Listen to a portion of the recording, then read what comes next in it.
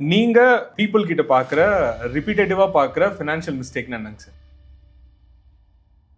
60,000 50,000 சம்பளம் வந்த அடுத்த நிமிஷமே ஹோம் லோனை ஒரு கமிட்மெண்ட்டாக கொடுத்துருவாங்க. அந்த ஹோம் லோன் கமிட்மெண்ட்டுக்கு இஎம்ஐக்கே முக்கால்வாசி போயிடும். இது வந்து நீங்க நிறைய கவர்மெண்ட் கிட்ட கேட்குற கேள்விகளா இருக்கு. ஓகே, இங்க வந்து இந்த பணக்காரனுக்கும் ஏழைக்கும் இருக்கிற அந்த வித்தியாசங்கள் இங்கேயும் நீங்க பார்க்கலாம். அந்த ரிச் மைண்ட் செட்டும் புவர் மைண்ட் செட்டுக்கும் இருக்கிற அந்த டிஃப்ரென்ஸ். சிலருக்கு கிளைம் கொடுக்கல, ஏதோ ஒரு நியூஸ் பேப்பரில் நம்ம பார்க்குற நியூஸ்னால ஹெல்த் இன்சூரன்ஸ்னாவே இப்படி தான். இது எல்லாருமே புரிஞ்சிக்க வேண்டிய ஒரு வார்த்தை. கடன் வாங்கி நீங்கள் ஆடம்பரமாக இருக்கன்றதை காமிக்கும் போது கிரெடிட் கார்டு மாதிரி ஒரு பெஸ்ட் ஃப்ரெண்டு கிடையவே கிடையாது. ஏன்னா நான் சார் இப்போ ஒரு பிஸ்னஸ் பர்சன் ஒரு சாலரிட் பர்சன் இல்லாமல் இர்ரெஸ்பெக்டிவ் ஆஃப் திஸ் எப்படி ஒரு பாசிவ் இன்கம் கிரியேட் பண்ணலாம்? Sir, gold or silver, what do you prefer? என்கிட்ட கேட்ட மாதிரி லேடிஸ் கிட்ட கேட்டிங்கன்னா எல்லாருமே கோல்டு தான் சொல்லுவாங்க. பட் இங்கே எனக்கு ஒரு சின்ன சேஞ்ச் ஆஃப் மைண்ட் செட் இருக்குது. பிஸ்னஸ் ஸ்டார்ட் பண்ணுற எல்லாருக்குமே இனிஷியல் ஃபியூ இயர்ஸில் வந்து ஏதாவது ஒரு விஷயம் நமக்கு ஏதாவது ஸ்ட்ரகிள் வரும்போதோ இல்லை ஏதாவது ஒரு கஷ்டம் வரும்போதே சரி இதை ஃபிட் பண்ணிடலாம் அப்படின்ற ஒரு தாட் இருக்கும். அப்படி உங்களுக்கு ஏதாவது இருந்திருக்கா? அப்படி இருந்துருந்துச்சுன்னா அது எப்படி நீங்கள் ஓவர்? இல்லைன்னு நான் சொல்லவே மாட்டேன். தேர்ட் கொஸ்டின், நீங்கள் எந்த ஒரு பிஸ்னஸ் லெசனை கஷ்டப்பட்டு கற்றுக்கிட்டீங்க? ஃபினான்ஸ் தான். ஓகே சார், ஒரு பிஸ்னஸில் நெட்வொர்க்கிங் எவ்வளோ இம்பார்ட்டன்ட்? பிஸ்னஸில் நெட்வொர்க் இல்லைன்னா அது பிஸ்னஸ்ன்னே சொல்ல முடியாது. இருக்கக்கூடிய under rated but most important ஹேபிட்னு நீங்கள் என்ன நினைக்கிறீங்க? ஓகே, இதை நீங்கள் இந்த கேள்வியை நீங்கள் நிறைய பேர்கிட்ட கேட்கலாம். நிறைய பேர் நிறைய பதில் கொடுப்பாங்க. ஏன்னா எல்லாருமே கொஞ்சம் டிஃப்ரெண்ட்டாக கொடுப்பாங்க, டெக்னிக்கலி கொடுப்பாங்க. ஆனால் நான் இந்த இடத்துல வந்து ரொம்ப பேசிக்காக கொடுக்கணும்னு நினைக்கிறேன். ஸோ ஐ திங்க் இன்னைக்கு இப்போ நம்ம எடுத்திருந்த எபிசோடில் வந்து எங்களுக்கு பயங்கரமான இன்சைட்ஸ் கிடச்சிருக்குங்க sir.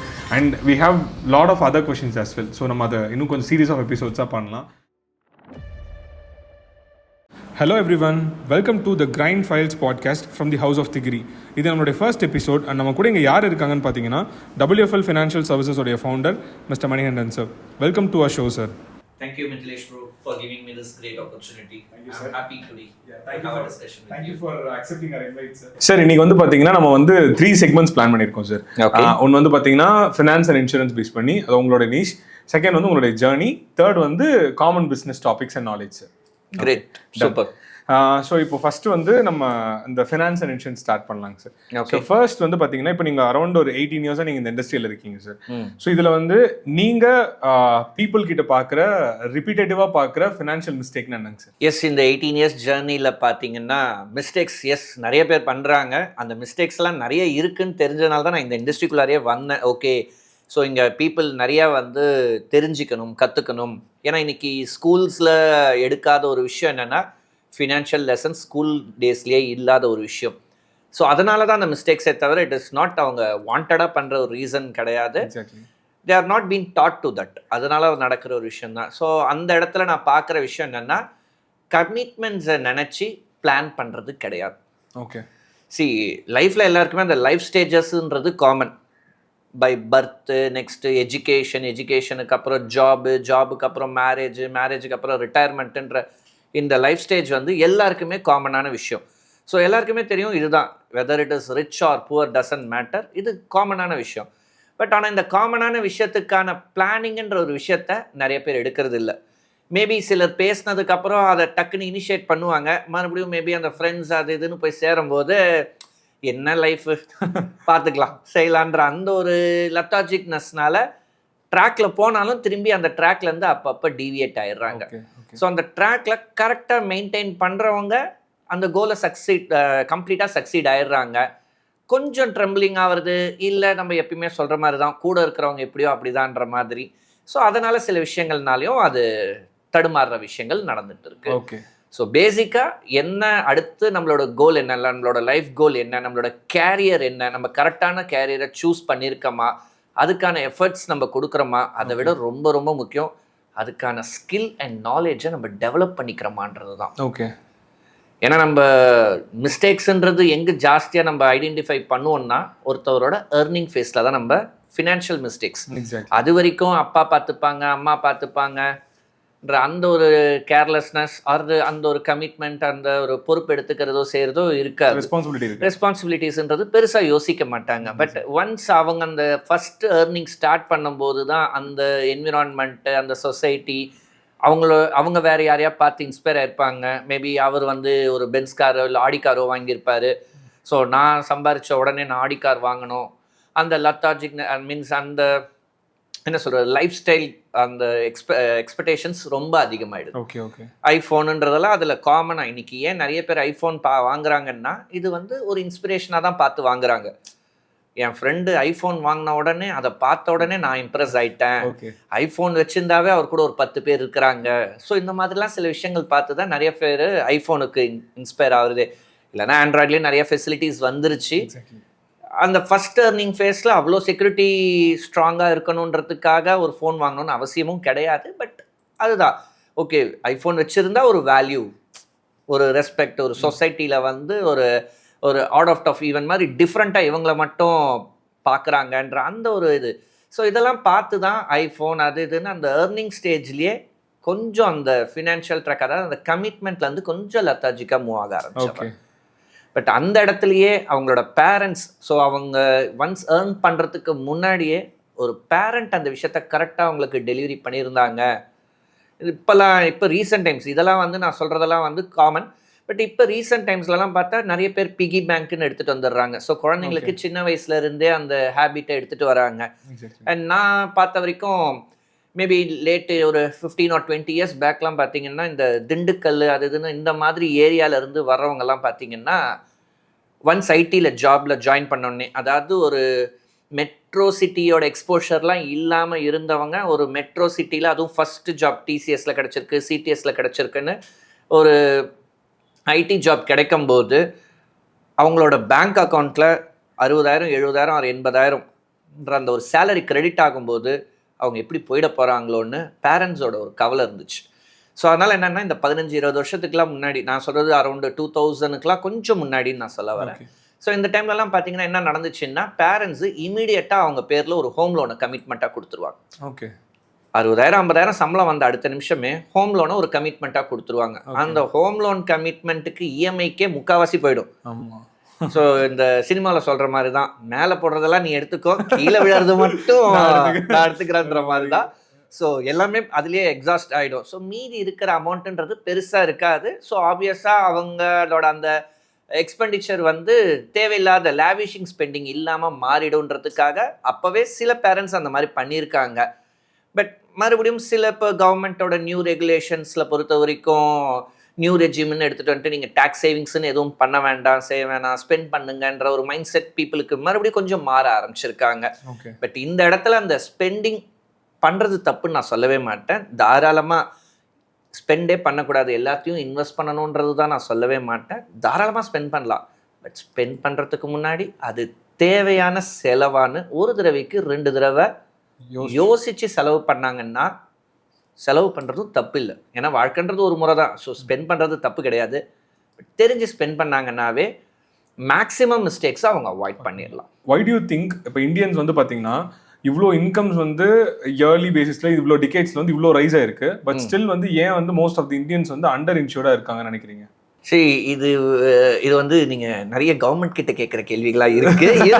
Okay, let's take it casual. அந்த டிஸ்கஷனில் எடுக்கணும்னா see it is about the importance you give it for it. Okay.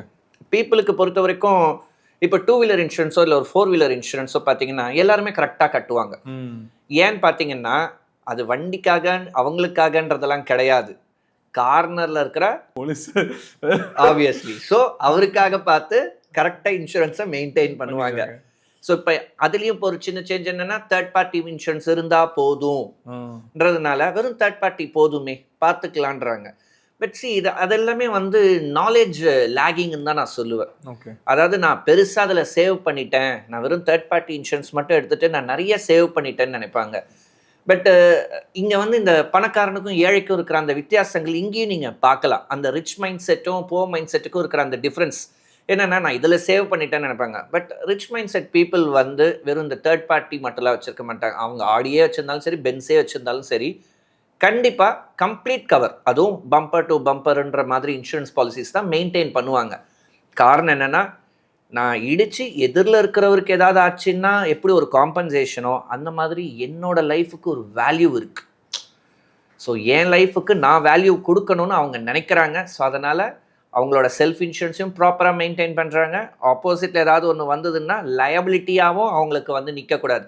Even though they are a big businessman, தேவையில்லாத லயபிலிட்டிஸை அண்ட் இன்ஷூர் பண்ணி ப்ரொடெக்ட் பண்ணிக்கணும்னு பார்க்குறாங்க.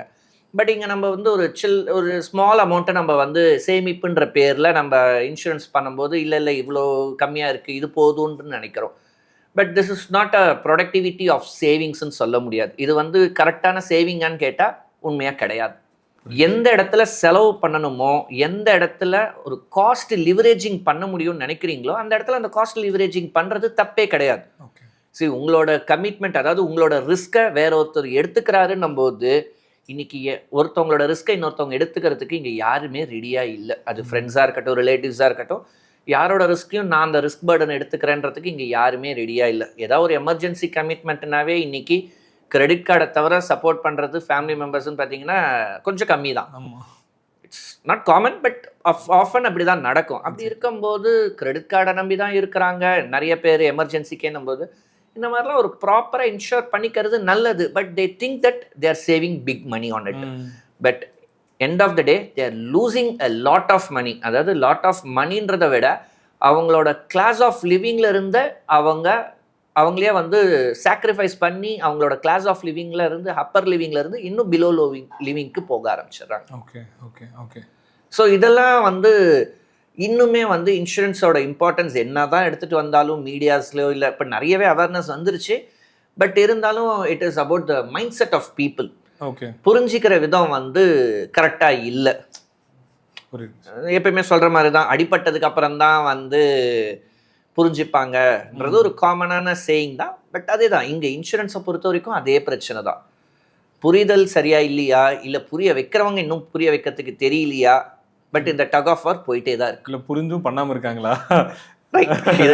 நான் சொல்ல முடியாது, நீங்கள் சொல்லிட்டீங்க. ஓகே, ஸோ இந்த டக் ஆஃப் வார் போயிட்டே தான் இருக்கும். ஓகே, புரியுது. லேர்னிங்ஸ் இருந்துக்கிட்டே தான் இருக்கும், எஜுகேஷன் இருந்துக்கிட்டே தான் இருக்கும். So it's part of it. Done sir. சரி, இப்போ வந்து ஒரு இன்சூரன்ஸ் ப்ராடக்ட் ஒன்று வந்து விச் இஸ் ஓவர் ஹைப்ட், ஒன்று வந்து அண்டர் ரேட்டட், சொல்லுங்கள் சார். ஸோ ஓகே, இந்த டாபிக்கு பதில் கொடுக்கணும்னு பார்த்தீங்கன்னா, இங்கே டேர்ம் பிளான்ன்ற ஒரு விஷயம் இன்னைக்கு ரொம்பவே ஹைப்பில் இருக்குது. எஸ், நானுமே இல்லைன்னு சொல்ல, அது நல்ல ப்ராடக்ட் தான். ஹைப்பாக இருந்தாலும் அது நல்ல ப்ராடக்ட் தான். ஓகே, பட் இதெல்லாம் ஒரு 30-35 வருஷத்துக்கு முன்னாடியே வந்த ஒரு விஷயம் தான். ஓகே, டேர்ம் பிளான்ன்றது எல்ஐசி தோன்றிய காலத்திலேயே வந்து இந்த டேர்ம் பிளான்ன்ற ஒரு விஷயம் வந்தது தான். எப்படி நம்ம பீப்புள் வந்து திடீர்னு வந்து புல்லட்ல இருந்து ஃபேன்சி வெஹிக்கிளுக்கு போயிட்டு இப்போ மறுபடியும் புல்லட்டுக்கே ரிட்டர்ன் வராங்க. நான் செக் எண்ணெயில இருந்து ரீஃபைண்ட் ஆயிலுக்கு போயிட்டு இப்போ மறுபடியும் செக் எண்ணெய்க்கே திரும்பி வராங்களோ, அந்த மாதிரி ஒரு மைண்ட் செட் தான் இந்த டேர்ம் பிளான்லயுமே நடக்கிற ஒரு விஷயங்கள். ஏன் டேர்ம் பிளான்ல அப்ப என்ன சேலஞ்சஸ் நடந்தது, ஏன் டேர்ம் பிளான் அதுக்கப்புறம் யாரும் பேசவே இல்லைன்னா, இட் இஸ் ஆல் அபவுட் நான் கட்டின பணம் எனக்கு திரும்பி வராது, ஒன்லி டெத். நீங்க இந்த ஒரு 60s 70s ஆர் 80+ இருக்கிற இந்த இன்சூரன்ஸ் ப்ரொமோஷன் பீப்புளெலாம் பார்த்தீங்க, லைக் எல்ஐசி ப்ரொமோஷன் பீப்புளெலாம் பார்த்தீங்கன்னா, நீங்கள் செத்தாதான் காசு.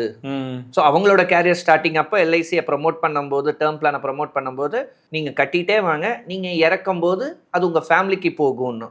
அப்போ எல்லாருமே மைண்ட் செட் என்ன, நான் செத்து தான் அந்த காசை ஃபேமிலிக்கு கொடுக்கணுமா, அதுக்கு எதுக்கு ஒரு பாலிசி போடணும், நான் நல்லா இருக்கும்போது கொடுக்காம நான் இறந்ததுக்கு அப்புறம் கொடுத்து என்ன பிரயோஜனம்.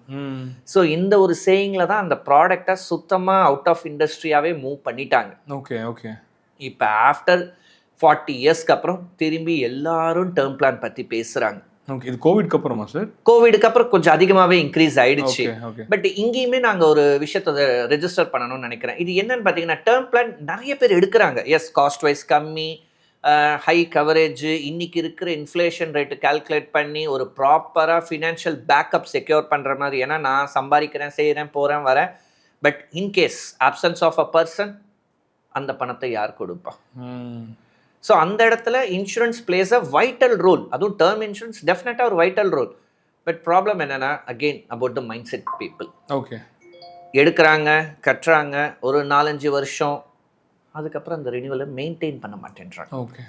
ஸோ யார் again people are making insurance company becoming more ரிச்சரை தவிர அவங்க அந்த கமிட்மெண்ட்டை ஃபுல்ஃபில் பண்ண மாட்டேன்றாங்க.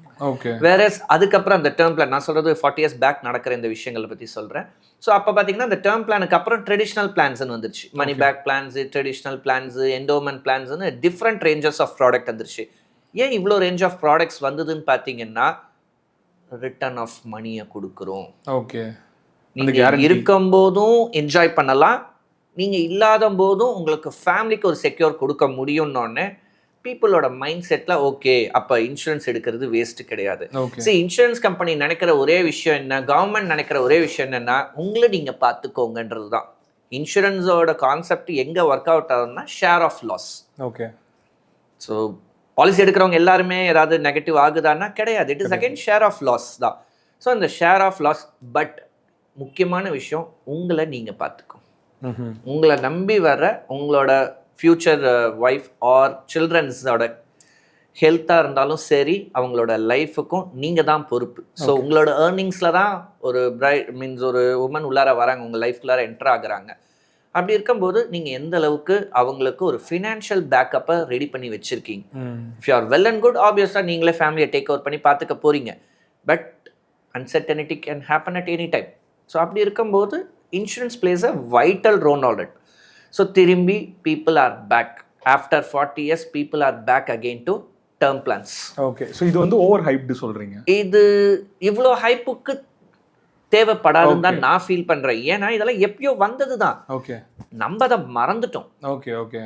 அந்த மைண்ட் செட்டுக்கு ஒரு டிஃப்ரெண்ட் மைண்ட் செட்டுக்கு போனதுனால, செத்தாதான் காசுன்னா எனக்கு என் பாலிசின்ற ஒரு மைண்ட் செட்டுக்கு போனதுனால தான் கம்பெனிஸும் வேற அதர் ப்ராடக்ட்ஸ் எடுத்துட்டு வந்து அப்படியாவது உங்களை இன்ஷூர் பண்ண வைக்கணும்ன்ற ஒரு இன்டென்ஷன் தான் ஒரு இன்சூரன்ஸ் கம்பெனிக்கு ஆர் கவர்மெண்ட்டுக்குமே. சரி, கவர்மெண்டோட லயபிலிட்டிஸ் அங்கே குறையுது இல்லை. நார்மலாக நீங்கள் இன்சூரன்ஸ் எடுத்து ஒரு ஹெல்த் இன்சூரன்ஸோ இல்லை ஒரு லைஃப் இன்சூரன்ஸோ ஏதோ ஒரு இன்சூரன்ஸ் நீங்கள் எடுக்கும்போது கவர்மெண்டோட லயபிலிட்டி குறையுது. நம்ம ஏற்கனவே சொன்ன மாதிரி தான் இப்போ 2 வீலர் இன்சூரன்ஸ்க்கு நம்ம பேசுகிறோமே, தேர்ட் பார்ட்டி இன்சூரன்ஸ் எடுக்கும்போது என்ன, ஆப்வியஸாக இன்சூரன்ஸ்லேயே அது கவர் ஆகிடுது. அந்த தேர்ட் பார்ட்டி அவர் ஒரு டிவிஎஸ் 50 காரராக இருக்கலாம், இல்லை சைக்கிள் யூஸ் பண்ணுறவராக கூட இருக்கலாம். அவரோட குடும்பத்துக்கு கவர்மெண்ட் எந்த ஒரு இழப்பீடும் கொடுக்கணும்னு அவசியம் படாது. ஏன்னா இன்சூரன்ஸ்லேயே அது கவர் ஆகிடணும்.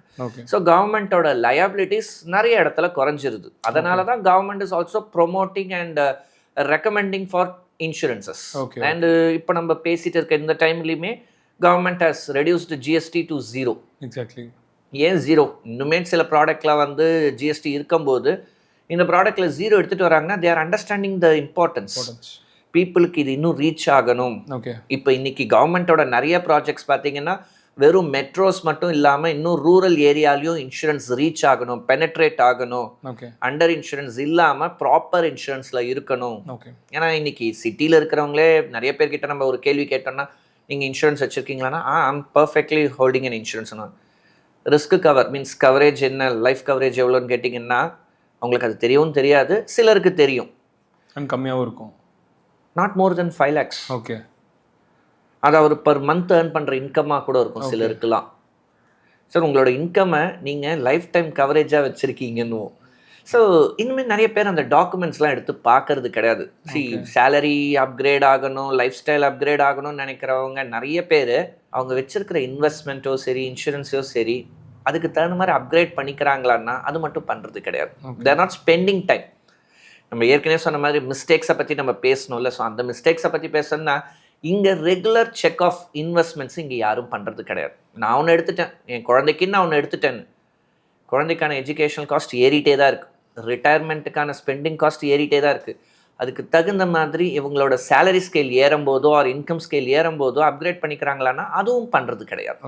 ஐ திங்க் நம்ம அவுட் ஆஃப் டாபிக் போயிட்டு இருக்கோம்னு நினைக்கிறேன். பட் எனிவே அங்கே நம்ம மிஸ் பண்ணுற சில விஷயங்களையும் நான் இங்கே ஷேர் பண்ணணும்னு நினைக்கிறேன். I don't want to miss out any thing for the viewers. So இது ஒரு விஷயம். And yes, this is about ஹைப்டுன்றதை பொறுத்த வரைக்கும் இதுதான், இட் இஸ் காமன். இது புரிஞ்சு எடுக்கிறது நல்லது தான், பட் இதை பிரேக் பண்ணாமல் இருக்கிற வரைக்கும் இது ஒரு நல்ல விஷயம்தான். ஓகே. பட் நத்திங் ஸோ ஸ்பெஷல்னு சொல்கிறதுக்கு இல்லை, மெயின்டைன் இட். ஓகே. ஏதாவது ஒரு கமிட்மெண்ட் நீங்கள் எடுக்கிறீங்கன்னா பே டில் தேர் கமிட்மெண்ட். பாதியில் எடுத்து பாதியில் ஒரு டெசிஷன் எடுக்கிறீங்கன்னா it's end of the day no use to you. Okay. சரி, இப்போ அண்டர் ரேட்டட் அப்படின்றப்போ என்ன ப்ராடக்ட்ஸ்? அண்டர் ரேட்டட், எஸ், எல்லாருக்குமே ரொம்ப அவசியமான ஒரு விஷயம் என்னென்னா health insurance. Okay.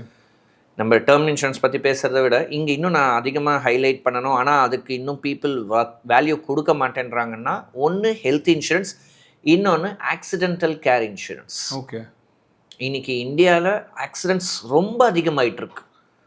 It's not only 2 wheeler 4 wheeler கிடையாது, ட்ரெயினாக இருக்கட்டும், ட்ரெயின் ஆக்சிடென்ட்ஸ்லேயும் நம்ம தான் கொஞ்சம் அதிகமாக போயிட்டுருக்கோம்.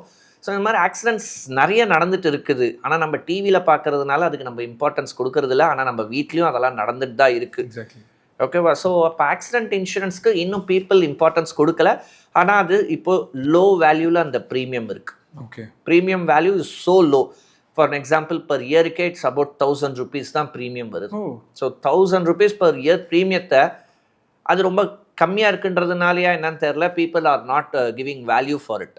பட் ஒருத்தர் லைஃப் டைம் ஃபுல்லாக கட்டியிருந்தா கூட 1000 ரூபாய் கட்டியிருந்தா he would have not paid more than 50,000 rupees. But he is eligible to claim at least 10 lakhs to 15 lakhs of coverage. Okay. அவர் லைஃப் டைம் கட்டி 50,000 ரூபா கட்டி முடிச்சிருக்க மாட்டார். But if something happens multiple times 10 to 15 lakhs கவரேஜாக அவருக்கு கிடைக்கும். So ஏற்கனவே சொன்ன மாதிரி தான், சிலர் அந்த வேல்யூ கொடுக்காததுனால, என்னதான் அது கம்மியாக இருந்தாலும் அதுக்கு அந்த வேல்யூ கொடுக்காததுனால இதெல்லாம் நிறைய பேருக்கு ரீச்சே ஆகாமல் போயிடுச்சு.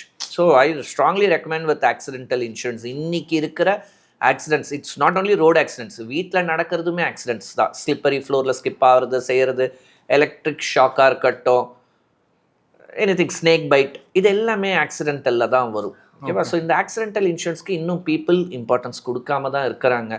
அண்ட் ஃபார்மோஸ்ட் நெக்ஸ்ட் ஆஃப்டர் கோவிடுக்கு அப்புறமே பார்த்தீங்கன்னா ஹெல்த் இன்சூரன்ஸோட இம்பார்ட்டன்ஸ் இன்னும் பீப்புள் கிட்ட லேகிங்கில் இருக்குது. அதாவது இதை ரெண்டாக பிரித்து பார்க்கலான்னா, ஒரு பீப்புள் என்னென்னா, நான் ஹெல்த் இன்சூரன்ஸ் எடுக்கணும், ஆனால் நான் சர்வே பண்ணிகிட்ருக்கேன், நான் நிறைய டவுட்ஸ் எல்லாத்தையும் செக் பண்ணிக்கிட்டே இருக்கேன்றாங்க.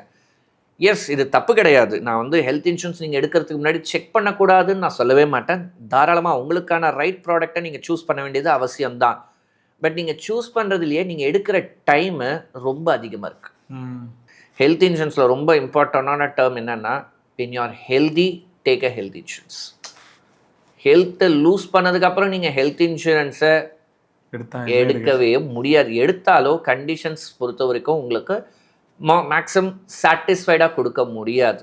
இட் வில் பி லைக், சரி, ஒரு அக்செப்டன்ஸோட தான் பாலிசி எடுக்கிற மாதிரி இருக்குமே தவிர 100% ஆப்டோட கொடுக்க முடியுமா, கம்ஃபர்ட்டோட கொடுக்க முடியுமான்னா அகெயின் இட்ஸ் $1 million கொஸ்டின். ஏன்னா அங்கே ப்ரீமியம் வில் ரைஸ் அகெயின். நான் ரிசர்ச் பண்ணுறதே ப்ரீமியமும் கம்மியாக இருக்கணும், அட்வான்டேஜும் அதிகமாக இருக்கணுன்றதுக்காக தான் நிறைய பேர் இந்த ரிசர்ச்சே போகிறாங்க. ஆப்வியஸ்லி ஒரு ஹெல்த் ஸ்பாயில் ஆனதுக்கப்புறம் அதை எடுக்கும்போது ப்ரீமியமும் அதிகமாக கொடுத்து கண்டிஷன் சப்ளைலையும் போய் மாட்டிக்கிறாங்க. ஸோ இது ஒரு செக்மெண்ட் ஆஃப் பீப்புள். இன்னொரு முக்கியமான விஷயம், இவங்க ரிசர்ச் பண்ணுறதுக்குள்ளாரையே அந்தந்த கம்பெனிலையும் ஒவ்வொரு ப்ராடக்ட்டையும் மல்டிபிள் டைம்ஸ் ரிவைஸ் பண்ணிகிட்டே இருக்கிறாங்க. ஓகே. ஒரு ப்ராடக்டில் மீன்ஸ் ஒரு ஸ்கீமில் ஒரு ப்ராடக்ட் ஒரு ஃப்யூச்சர் ஆட் பண்ணுறாங்க, ஒரு ஃப்யூச்சரை டெலீட் பண்ணுறாங்க, காஸ்டிங் வைஸ் அவங்களுக்கு மேட்ச் ஆகலை, இல்லை இது அட்வான்டேஜஸாக இல்லை. So based on customer suggestion and feedback, claim போகிற ஒரு கஸ்டமரோட ஃபீட்பேக் சஜஷனில் இன்னைக்கு ஹெல்த் இன்சூரன்ஸ் கம்பெனிஸ் நிறைய ரிஃபைன் பண்ணி ப்ராடக்ட்ஸ் லான்ச் பண்ணிட்டாங்க. ஓகே. ஸோ பீயிங் இந்த இண்டஸ்ட்ரி ஃபார் 18 years, நாங்களே உட்காந்து ரெகுலராக இது அப்டேட்ஸ் எடுத்துக்கிட்டே தான் இருக்கிறோம். நம்ம தான் 18 years இருக்கோம், நம்மளுக்கு இது தெரியும், நம்ம இதை ஹேண்டில் பண்ணிடலான்ற மாதிரி இன்றைக்கி ஒரு விஷயமா இல்லை. ஆனால் இது பீப்புள் கிட்ட ஏன் ஒழுங்காக போய் ரீச் ஆகலைன்றது தெரியல. ஸோ இது ஒரு செக்மெண்ட் ஆஃப் பீப்புள் ரிசர்ச்லேயே அவங்க டைமை வீணாக்கிடுறாங்க. இன்னொரு செக்மெண்ட் ஆஃப் பீப்புள் எடுக்கலாமா வேணாமா, எடுத்தா எப்போ எடுத்தா நல்லது, இன்னைக்கு நல்ல நாளா நாளைக்கு நல்ல நாளான்னு இந்த ஒரு டெசிஷன் மேக்கிங் இல்லாமல் டிலே பண்ணுற ஒரு செக்மெண்ட் பீப்புள் இருப்பாங்க. இன்னொன்று, நார்மலாக மார்க்கெட்டில் பொறுத்த வரைக்கும் பாசிட்டிவை விட நெகட்டிவ் ஸ்ப்ரெட்ஸ் ஃபாஸ்டர். ஸோ சிலருக்கு கிளைம் கிடைக்காத ஒரு காரணத்தினால பல பேர் ஹெல்த் இன்சூரன்ஸ் எடுக்கிறது கிடையாது. இதுதான் முக்கியமான காரணம். இப்போ நான் சொன்ன 2 பாயிண்ட்டை விட மேஜரான பாயிண்ட் இதுதான். சிலருக்கு கிளைம் கொடுக்கலன்னு ஏதோ ஒரு நியூஸ் பேப்பரில் நம்ம பார்க்குற நியூஸ்னால ஹெல்த் இன்சூரன்ஸ்னாவே இப்படி தான். ஸோ நம்ம அந்த நியூஸோட ஹெட்லைன்ஸை மட்டும் பார்த்துட்டு கண்டென்ட் என்னன்னே பார்க்காம கிளைம் ரிஜெக்ட் ஆகிடுது, ஒழுங்காக கிளைம் கொடுக்க மாட்டேன்றாங்க, அதனால எனக்கு பாலிசிஸ் எடுக்கிறதுல இன்ட்ரெஸ்ட் இல்லை. இப்போ ரீசெண்டாக ஐ திங்க் ஒரு லாஸ்ட் ஒரு 2-3 days பிஃபோர் கூட ஒரு இன்ஃபர்மேஷன் ஒன்று ஷேர் ஆச்சு. எல்லா நியூஸ் பேப்பர்ஸ் ஆர்டிகல்ஸில் எல்லாத்துலேயுமே ஷேர் ஆச்சு. இன்ஸ்பைட் என் கிளைண்ட்ஸே எனக்கு வாட்ஸ்அப் ஷேர் பண்ணி இது என்ன சார் ஏதுன்ட்டு. என்ன அந்த லேட்டஸ்ட் நியூஸ்ன்னு பார்த்தீங்கன்னா, கிட்டத்தட்ட நெட்வொர்க் ஹாஸ்பிட்டல்ஸ் எல்லாமே சில ஸ்பெசிஃபைடு ஹெல்த் இன்சூரன்ஸ் கம்பெனியை வந்து நாங்கள் நெட் கேஷ்லெஸில் ஸ்டாப் பண்ணுறோம். ஓ, ஸோ இதுக்கப்புறம் இந்த இன்சூரன்ஸ்லாம் நீங்கள் வச்சுருந்தீங்கன்னா கேஷ்லெஸ்ஸை நீங்கள் அவைல் பண்ண முடியாதுன்றது. ஸோ இது வெறும் ஹெட்லைன்ஸ் தான். ஓகே. ஆனால் அந்த கண்டென்ட்டை நீங்கள் டீப்பாக கொஞ்சம் படித்து பார்த்தீங்கன்னு வச்சுக்கோங்களேன். ஹாஸ்பிட்டல் சைடில் அவங்க டிமாண்ட் பண்ணுறது என்னென்னா காஸ்டிங் ஆஃப் இன்ஃப்ளேஷன். ஸோ எல்லா ப்ரைஸிங்கும் இன்க்ரீஸ் ஆகுது. லைக் நார்மலாக எல்லாருமே எதிர்பார்க்குறது தான், ஒரு டாக்டராக இருக்கிறவருக்கு சேலரி இன்க்ரிமெண்ட் இருக்கணும், ஒரு க்ரோத் இருக்கணும், அங்கே ஹாஸ்பிட்டலில் ஒர்க் பண்ணுற எல்லாருக்குமே ஒரு க்ரோத் இருக்கணும்னு எதிர்பார்க்குறது தான். ஸோ அந்த காஸ்டிங் வந்து இன்க்ரீஸ் ஆகுது.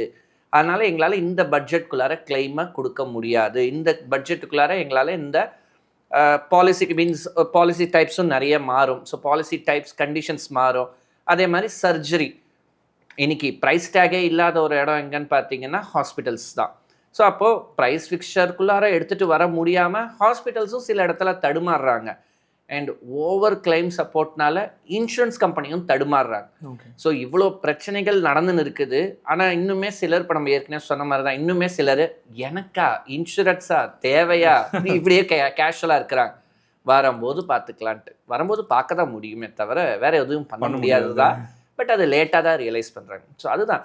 ஸோ ஹெல்த் இன்சூரன்ஸ் என்னை பொறுத்த வரைக்கும் என்ன கேட்டால் நான் கிட்டத்தட்ட ஏதாவது ஒரு ரேட்டிங் கொடுங்கன்னா கூட 10/10 தான் நான் கொடுப்பேன் ஹெல்த் இன்சூரன்ஸ்க்கு. அவ்வளோ ரொம்ப இம்பார்ட்டண்ட்டான ஒரு விஷயம் எல்லாருக்குமே. இதில் இன்னுமே சிலர் பார்த்தீங்கன்னா எங்களோட எக்ஸ்பீரியன்ஸில் நான் பார்க்கும்போது எனக்கு மட்டும் பாலிசி கொடுங்க சார், என் ஃபேமிலிக்கு வேணான்னுவாங்க. நான் அப்போ தான் கேட்பேன், சார் உங்களுக்கு நீங்கள் எடுக்கிறது ஓகே குட், நீங்கள் வந்து ஒர்க் பண்ணுறீங்க சரிங்கன்றதுக்காக உங்களுக்கு மட்டும் எடுக்கிறேன்னு நினைக்கிறீங்க. பட் ஹாஸ்பிட்டல் எக்ஸ்பென்சஸ் சம்பாதிக்கிறவரோ இல்லை வேலைக்கு போகிறவருக்கு மட்டும்தான் பிரச்சனை வரும்ன்றதுல எந்த லாஜிக்குமே கிடையாது.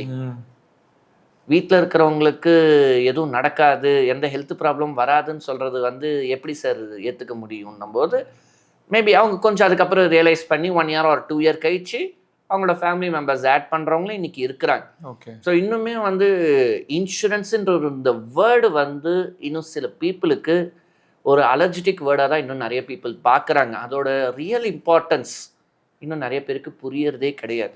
இங்கே நம்ம ஃபஸ்ட்டு நம்ம டாப்பிக்கில் எடுக்கும்போது என்னென்னா ஒன்று ஓவர் ஹைப்டு, எது அன்ரேட்டடுன்னு கேட்குறீங்க. பட் நாங்கள் காமனாக ஒரு இதுவாக சொல்லணும்னா இன்சூரன்ஸுன்ற வேர்டே தி பெஸ்ட்டு தான். அது உங்களோட லைஃப் சேவிங். லைஃப் சேவிங்னா என்ன மீனிங் வருதுன்னா, இங்கே நாட் ஓன்லி லைஃப் சேவிங், இன்னைக்கு இன்சூரன்ஸ் இல்லாததுனால ஹாஸ்பிட்டலுக்கு செலவு பண்ண முடியாமல் இருக்கிறவங்களோட டெத் ரேட்டும் அதிகமாக இருக்குது. எல்லாருக்கும் எல்லாரும் கடன் கொடுத்துட மாட்டாங்க. திருப்பி அவர் பணம் கொடுப்பாரான்னு பார்த்துட்டு தான் கடன் கொடுக்குறவங்க கூட கடன் கொடுப்பான். ஸோ அப்படி அந்த மாதிரி கடன் வாங்க முடியாமல் ஒரு ட்ரீட்மெண்ட்டுக்கு கவர்மெண்ட் ஹாஸ்பிட்டல்ஸ்லையோ இல்லை அதர் ஹாஸ்பிட்டல்ஸ்லையோ ரொம்ப லைனில் வெயிட் பண்ணி அது வரைக்கும் ட்ரீட்மெண்ட் கிடைக்காம இருக்கிறவங்களும் இருக்கிறாங்க இன்னைக்கு. ஸோ அந்த லிஸ்ட்டும் நீண்டு கொண்டு தான் போயிட்டுருக்கு. நம்ம அதை பார்க்கறது இல்லை அவ்வளோதானே தவிர, but this is also happening in a hidden way. அப்போது இந்த இன்சூரன்ஸுன்ற ஒரு வேர்டு எல்லாருக்குமே ஒருத்தர் ஃபஸ்ட்டு ஏர்னிங்னு ஸ்டார்ட் பண்ணும்போதே அவரோட பேசிக் ஃபண்டமெண்டலாக இருக்கணும். பட் நீட்ஸுக்கு தகுந்த மாதிரி அவரோட ஏஜு, நீடு, அவரோட கோலு, அவரோட எக்ஸ்பெக்டேஷனுக்கு தகுந்த மாதிரி அவர் இன்சூரன்ஸ் எடுத்துக்கலாம். சிலர் ப்ரெக்னென்சி கவரேஜ்க்காக ப்ரெக்னென்சி பாலிசிஸ் எடுப்பாங்க. சிலர் வந்து ப்ரெக்னென்சின்றது என்னோட ஏஜில் தாண்டிடுச்சு சார், எனக்கு இதுக்கப்புறம் ப்ரெக்னென்சியை பற்றி நான் யோசிக்க போகிறது இல்லைன்னா அப்புறம் ஆல்டர்னேட்டிவ் மெடிசன்ஸ். இன்றைக்கி இன்சூரன்ஸில் நிறையா வரவேற்கத்தக்க விஷயங்கள் என்ன நடந்திருக்குன்னு பார்த்தீங்கன்னா, ஆல்டர்னேட்டிவ் மெடிசன்ஸ். வெறும் அலோபதி மட்டும் கவர் பண்ணிட்டு இருந்த காலம் போய் இன்றைக்கி ஆல்டர்னேட்டிவ் மெடிசன்ஸ் கவர் ஆகிடுச்சு. ஓகே. அடுத்தது மாடர்ன் சர்ஜரிஸ் லைக் ரோபோட்டிக் ட்ரீட்மெண்ட்ஸ்லாம் நடக்க ஆரம்பிச்சிருச்சு. ஒரு காலத்தில் கீமோதெரப்பி பேசிகிட்டு இருந்தோம், இப்போ இம்யூனோதெரப்பி நெக்ஸ்ட் அட்வான்ஸ் லெவல் போக ஆரம்பிச்சிட்டோம். ஐ திங்க் இப்போ லாஸ்ட் வீக் ரஷ்யாவில் கேன்சருக்கு மெடிசன்ஸ் ஐடென்டிஃபைட். இதில் சொல்ல வேண்டிய விஷயம் என்னென்னா, நம்ம தான் கேன்சரில் நம்பர் 1 இந்தியா. ஆனால் லாஸ்ட் ஸ்டேஜில் தான் கேன்சரை நம்ம இந்தியாவில் இருக்கிற பீப்புள் நிறைய பேர் ஐடென்டிஃபை பண்ணுறோம். ஏன்னா நம்ம லெத்தாஜிக்னஸ். அதுக்கப்புறம் வந்து இன்சூரன்ஸ் கேட்குறவங்க நிறைய பேர் இருக்கிறாங்க. Unfortunately insurance company couldn't give a policy to them. இதை ஹைட் பண்ணி எடுக்கும்போது தான், அப்போ இன்சூரன்ஸில் எனக்கு கேன்சர் இருக்குன்னு சொன்னால் பாலிசி கொடுக்க மாட்டிங்களா, அப்போ நான் அதை ஹைட் பண்ணி எடுக்கிறேன்னு சிலர் ஆன்லைனில் பாலிசி எடுத்துடுறாங்க. ஓகே. கைடன்ஸ் இல்லாமல், சரி இங்கெல்லாம் போனால் இவங்கெல்லாம் கேள்வி கேட்குறாங்க, ஒரு ப்ரொஃபஷனல் கிட்ட போனால் இதெல்லாம் கேள்வி கேட்குறாங்க, நம்ம எல்லாத்தையும் சொல்கிறோம், கடைசியில் பாலிசி இல்லைன்னு சொல்லிடுறாங்க. நம்ம ஏன் ஆன்லைனில் எடுத்துடக்கூடாதுன்னு நிறைய பேர் ஆர் ஒரு சிலர் மிக்ஸ்டு மேட்ச். ஸோ இப்படில நிறைய பேர் வந்து ஆன்லைனில் பாலிசி எடுத்துடுறாங்க எதையும் மென்ஷன் பண்ணாமல். ஸோ இவங்கெல்லாம் தான் இந்த ஹெட்லைன்ஸில் டாப்பிக்கு வரத்துக்கு காரணக்கர்த்தாக்கள்லாம் இருக்காங்க. ஸோ இவங்கெல்லாம் தெளிவாக அதை ஃபர்னிஷ் பண்ணாததுனால தான் மேக்ஸிமம் கிளைம்ஸ் ரிஜெக்ட் ஆகுது. ஓகே, ஹைட் பண்ணாமல் ஒரு பர்ஃபெக்டான மீன்ஸ் கம்ப்ளீட்டான டீட்டெயில்ஸ் கொடுத்து ஒருத்தவங்க பாலிசி எடுத்துட்டாங்கன்னா இந்த கிளைமில் பிரச்சனை வரத்துக்கு வாய்ப்புகள் ரொம்ப ரொம்ப குறைவு. ஓகே. அடுத்த இடம் நம்ம பார்க்குறது எடுக்கிற பாலிசிஸ். ஓகே. எந்த மாதிரி பாலிசி எடுக்கிறாங்க, அவங்களோட நீடு அண்ட் ஃபினான்ஷியலாக இருக்கிற மாதிரி ஒரு ப்ராடக்ட், அதை கண்டினியூ பண்ணணும். அது ரொம்ப முக்கியமான விஷயம். கமிட்மெண்ட் இன்சூரன்ஸில் இருக்கிற ரொம்ப பிடித்த வார்த்தையே என்னென்னா கமிட்மெண்ட். நீங்கள் கட்டலனாலும் உங்களை கட்ட வைக்கிறதுக்கு ஃபாலோ பண்ணிக்கிட்டே இருப்பாங்க. இன்சூரன்ஸுன்ற ஒரு வேர்டை அலர்ஜிட்டிக்காக யோசிக்காமல் அதோட பெனிஃபிட்ஸ் என்னன்னு உட்காந்து கிளியராக செக் பண்ணுங்க. கண்டிப்பாக புரிஞ்சவங்க வந்து இன்சூரன்ஸ் அவாய்ட் பண்ண மாட்டாங்க. அண்ட் மோரோவர் நான் பார்த்தா என்னோட கிளைண்ட் பேஸ் பொறுத்த வரைக்கும் இந்த ரிச் பீப்புள் இன்சூரன்ஸுன்ற ஒரு வேர்டை கண்டிப்பாக அவாய்ட் பண்ணதே கிடையாது. ஓகே. அதுதான் என்னோட எக்ஸ்பீரியன்ஸ். அவங்க எல்லாத்தையுமே இன்ஷூர் பண்ணி வச்சுருப்பாங்க. வீடாக இருக்கட்டும், காராக இருக்கட்டும், அவங்களோட ஃபேமிலியாக இருக்கட்டும், எல்லாத்தையுமே இன்க்ளூடிங் அவங்களோட எம்ப்ளாயீஸ் வரைக்கும் அவங்க இன்ஷூர் பண்ணி வச்சுருப்பாங்க. எந்த லைபிலிட்டியும் அவங்களோட ஹெட்ஸில் வந்துடக்கூடாதுன்றதுனால எல்லாத்தையும் இன்ஷூர் பண்ணிவிட்டு பீஸ் ஆஃப் மைண்டோடு இருக்கணும்னு ஆசைப்படுறாங்க. ஒரு சிலர் தான் நம்ம அதை மிச்சம் பண்ணிட்டோன்னு நினச்சி கடைசியில் 5 வருஷம் 10 வருஷத்தோட சேமித்த பணத்தை ஒரே நாளில் செலவு பண்ணிட்டு போயிடுறாங்க. சார் இப்போ எனக்கு ஒரு 25 வயசு ஆகுதுங்க சார். நான் என்னுடைய நான் ஃபினான்ஸ் அண்ட் இன்சூரன்ஸில் எடுக்க வேண்டிய ஃபர்ஸ்ட் ஸ்டெப்னு என்னங்க சார்? ஓகே, ஸோ உங்களுக்கு 25 வயசு ஆகுதுன்றது ஓகே நம்புற மாதிரி இல்லை. நீங்கள் இன்னும் யங்காக தான் இருக்கிறீங்க சார். சொல்லுங்க சார். ஸோ இருந்தாலும் ஓகே தான் டு தி பாயிண்ட். நீங்கள் என்ன ஏர்ன் பண்ணுறீங்கன்றதை பொறுத்து இருக்கு. எல்லாருக்குமே இன்சூரன்ஸ் எடுக்கணும். ஓகேவா? நான் ஏற்கனவே சொன்னதான், இன்சூரன்ஸாக இருக்கட்டும், இன்வெஸ்ட்மெண்ட்டாக இருக்கட்டும், எல்லாருக்குமே காமனான இதுதானே தவிர 25 வயசோ இல்லை 27 வயசோ டசன்ட் மேட்டர்ஸ் ஆன் ஏஜ். நீங்கள் என்ன ஏர்ன் பண்ணுறீங்களா, அதில் எப்படி அந்த அசட் அலோகேஷன் கொடுக்கணுன்ட்டு. இங்கே ஒவ்வொருத்தவங்களோட ஏஜுக்கு தகுந்த மாதிரி சில விஷயங்கள் மாறும். அதுதான் ஃபேமிலி. இப்போ 25 வயசுல என்ன நம்பி தான் குடும்பமே இருக்குன்ற ஒரு சில செக்மெண்ட் பீப்புள் இருப்பாங்க. என் பையன் வேலைக்கு போனதுக்கு அப்புறம் தான் எங்க ஃபேமிலியே நெக்ஸ்ட் லெவலுக்கு போகணுன்ற ஒரு சில ஃபேமிலிஸ் இருக்கும். பையன் வேலைக்கு போனா கொஞ்சம் பொறுப்பா இருப்பான்ட்டு சொல்ற சில ஃபேமிலிஸ் இருப்பாங்க. ஸோ இப்படி ஒவ்வொருத்தவங்களுக்கும் ஒவ்வொரு ஓன் ஸ்டோரிஸ் இருக்கும், ஓன் கமிட்மெண்ட்ஸ் இருக்கும், ஓன் ரெஸ்பான்சிபிலிட்டிஸ் இருக்கும். ஸோ இந்த பேசிஸில் பார்க்கும்போது ஒவ்வொருத்தவங்களுக்கும் இந்த நீட்ஸில் கொஞ்சம் மாற்றம் இருக்க தான் செய்யும். எல்லாருக்கும் ஒரே மாதிரி ஃபிக்ஸட் பிளான் ஆர் ப்ரொசீஜர்ஸ் கிடையாது. இதுதான் பெஸ்ட்டு பிளான், இது மட்டும்தானா?